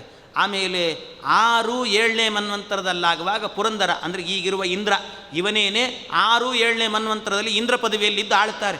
ಅಂಥ ಇಂದ್ರ ಪದವಿಯಲ್ಲಿರುವಂಥವರು ಇವರೆಲ್ಲರೂ ಕೂಡ ಸಾಮಾನ್ಯರಲ್ಲ. ಪೂರ್ವೇಶ ಸಂಪ್ರತಿತ ನಶ್ಚ ಹರೇರಿಹಿ ಪಶ್ಚಾತ್. ಇವರೆಲ್ಲರೂ ಕೂಡ ಆಮೇಲೆ ಉಳಿದಂಥ ಎಲ್ಲ ಮನ್ವಂತರಗಳಲ್ಲಿ ಭಗವಂತನೇ ಇರ್ತಾನೆ ಅಂತ ಹೇಳ್ತಾರೆ. ಹೀಗೆಲ್ಲ ಒಬ್ಬೊಬ್ಬರು ಇರ್ತಾರೆ ಅಂತ. ಪುತ್ರೀತ ವೈವನ ತತೋತ ವಿರುದ್ಧತಾಹಿ ಯೇಷಾಂ ಸ್ತ್ರೀಯಶ್ಚ ನಿಖಿಲ ಅಪಿಚೈಕ ದೇಹ. ಇವಳು ಒಂದೇ ದೇಹ, ಆದರೆ 5 ಜನ ಇದ್ದಾರೆ ಇದರಲ್ಲಿ. ಆದ್ದರಿಂದ ಅವರನ್ನೆಲ್ಲ ವಿವಾಹ ಮಾಡಿಕೊಳ್ಳಿಕ್ಕೆ ಬರ್ತಾ ಇದ್ದಾರೆ. ಇವರಿಗೆ ವಿವಾಹ ಮಾಡಿಕೊಡು ಅಂತ ಹೇಳಿದಾಗ ಅದಕ್ಕೆ ವೇದವ್ಯಾಸ ದೇವರೇ ಇಷ್ಟು ಹೇಳಿದರು. ಆದರೂ ದೃಪದನಿಗೆ ಪೂರ್ಣವಾದ ವಿಶ್ವಾಸ ಇಲ್ಲ. ಇನ್ನು ಪೂರ್ಣ ಹೇಗೆ ನಂಬಲಿಕ್ಕೆ ಸಾಧ್ಯ? ಏನೋ 5 ಜನ ಅವರು ಇವರು ಅಂತ ಹೇಳಿದ್ರಿ, ಆದರೆ ಏನೂ ಗೊತ್ತಿಲ್ಲದೆ ಒಂದು ಹೆಣ್ಣನ್ನು ಇದ್ದಕ್ಕಿದ್ದಾಗ 5 ಜನರಿಗೆ ಕಟ್ಟಿಕೊಡೋದಂದರೆ ಏನಿದು ವ್ಯವಸ್ಥೆ ಒಪ್ಪಲಿಕ್ಕೆ ಸಾಧ್ಯ ಇಲ್ಲ ಅನ್ನುವಾಗ ಆಗ ವೇದವ್ಯಾಸ ದೇವರೇನೆ ಅವನಿಗೆ ದಿವ್ಯವಾದ ಚಕ್ಷುಸ್ಸನ್ನು ಕೊಟ್ಟು, ಒಳ್ಳೆ ದಿವ್ಯ ದೃಷ್ಟಿಯನ್ನು ಕೊಟ್ಟು, ಇವರೆಲ್ಲ ಹೇಗಿದ್ದಾರೆ ನೋಡು ಅಂತ ಒಮ್ಮೆ ಸ್ವರ್ಗಲೋಕವನ್ನು ತೋರಿಸಿದ್ರಂತೆ. ಸ್ವರ್ಗಲೋಕದಲ್ಲಾಗುವಾಗ ದಿವ್ಯಂ ಹಿ ದರ್ಶನಮಿದಂ ತವ ದತ್ಯ ಮಧ್ಯ ಪಶ್ಯಾಶು ಪಾಂಡುತನಯಾನ್ ದಿವಿ ಸಂಸ್ಥಿತಾಂಸ್ತ್ವಂ. ಇವರೆಲ್ಲರೂ ಆಗುವಾಗ ಮೇಲೆ ಸ್ವರ್ಗಲೋಕದಲ್ಲಿ ವಾಯುದೇವರು ಭಾರತೀ ದೇವಿಯರ ಜೊತೆಗೆ, ಧರ್ಮರಾಜ ಅಂದರೆ ಯಮದೇವರು ಶ್ಯಾಮಲಾದೇವಿಯ ಜೊತೆಗೆ, ಇಂದ್ರದೇವರು ಶಚೀದೇವಿಯ ಜೊತೆಗೆ, ನಾಸತ್ಯದಸ್ರರು ಉಷಾದೇವಿಯ ಜೊತೆಗೆ ಇವರೆಲ್ಲ ಒಟ್ಟಿಗೆ ಅಲ್ಲಿರುವಂತಹದ್ದನ್ನು ಕಾಣಿಸಿದ್ರಂತೆ. ಅವರೇನೇ ಒಂದು ದೇಹದಲ್ಲಿರುವಂಥದ್ದನ್ನು ಕೂಡ ಅಲ್ಲಿ ತೋರಿಸಿದ್ರಂತೆ. ಇಷ್ಟು ವೇದವ್ಯಾಸ ರೂಪಿ ಪರಮಾತ್ಮ ಅಲ್ಲಿ ತೋರಿಸಿದ್ರಂತೆ ಎಲ್ಲವನ್ನೂ ಕೂಡ ದೃಪದನಿಗೆ. ಇಷ್ಟು ತೋರಿಸಿದಾಗ ಆ ದಿವ್ಯ ದೃಷ್ಟಿಯಿಂದ ನೋಡಿದಾಗ ಆಗ ಅವನಿಗೆ ಪೂರ್ಣವಾದ ವಿಶ್ವಾಸ ಬಂತು. ಪೂರ್ಣ ವಿಶ್ವಾಸದಿಂದಾಗಿ ಆಗ ಹೇಳ್ತಾ ಇದ್ದಾನಂತೆ, ವೇದವ್ಯಾಸ ದೇವರೇ ತಪ್ಪಾಯಿತು, ಕ್ಷಮಿಸಿ. ಯಾಕೆ ಅಂದರೆ ನೀವು ಮೊದಲೇ ಹೇಳಿದಾಗಲೇ ಆ ಮಾತನ್ನು ಕೇಳಿಕೊಂಡೇ ನಾನು ವಿವಾಹ ಮಾಡಿಬಿಡಬೇಕಿತ್ತು.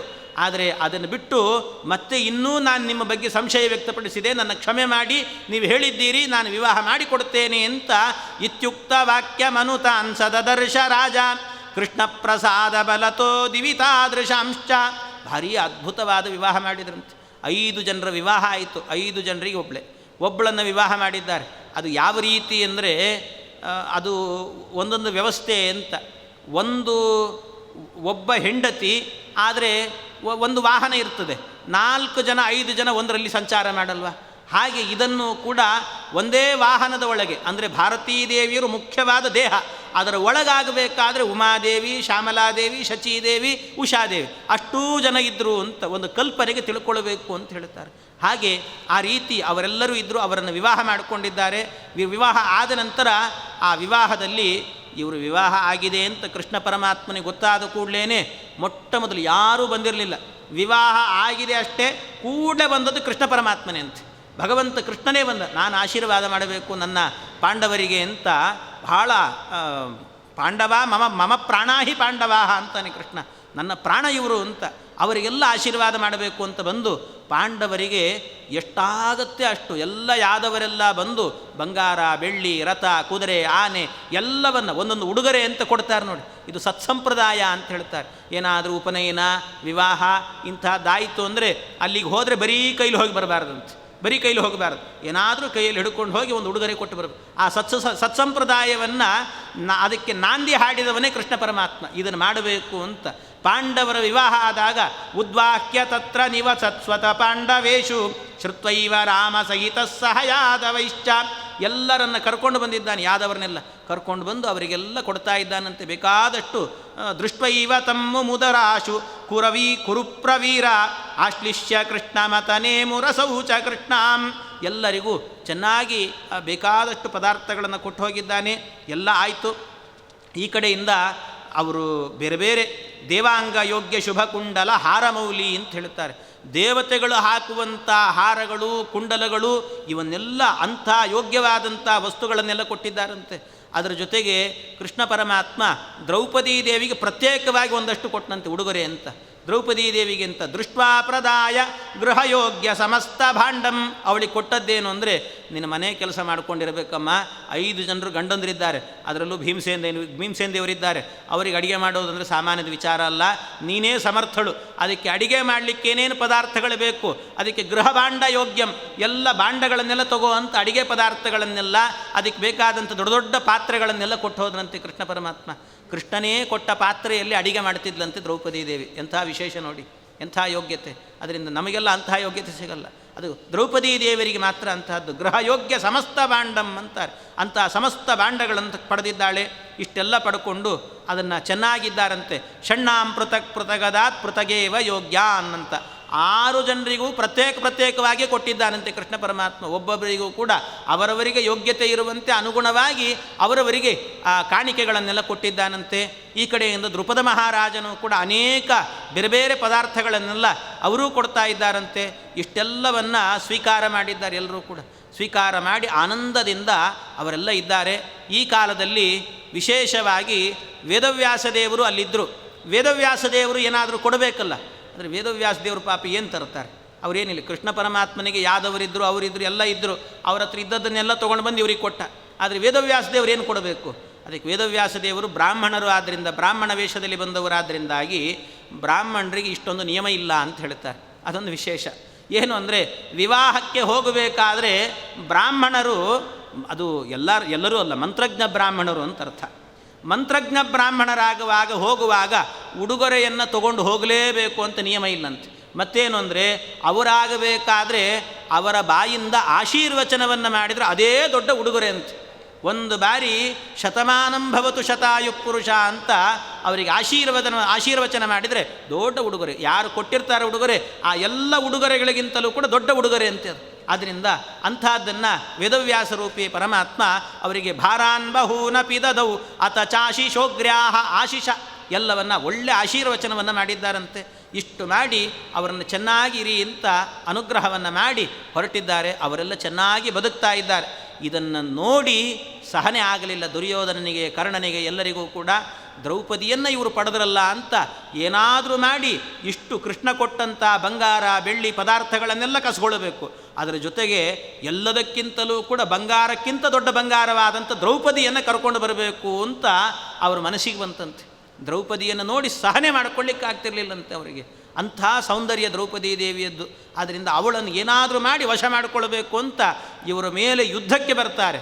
ಆ ಯುದ್ಧಕ್ಕೆ ಬಂದಾಗ ಭೀಮಸೇನ ದೇವರು ಪರಾಕ್ರಮವನ್ನು ತೋರಿಸ್ತಾರೆ. ಅದ್ಭುತವಾದ ಪರಾಕ್ರಮ ಭೀಮಸೇನ ದೇವರದ್ದು. ಅದನ್ನೆಲ್ಲವನ್ನು ಕೂಡ ಮತ್ತೆ ನಾಳೆ ದಿವಸ ಸೇರಿದಾಗ ನೋಡೋಣ ಅಂತ ಹೇಳ್ತಾ ಇಂದಿನ ಉಪನ್ಯಾಸ ಕೃಷ್ಣಾರ್ಪಣಮಸ್ತು.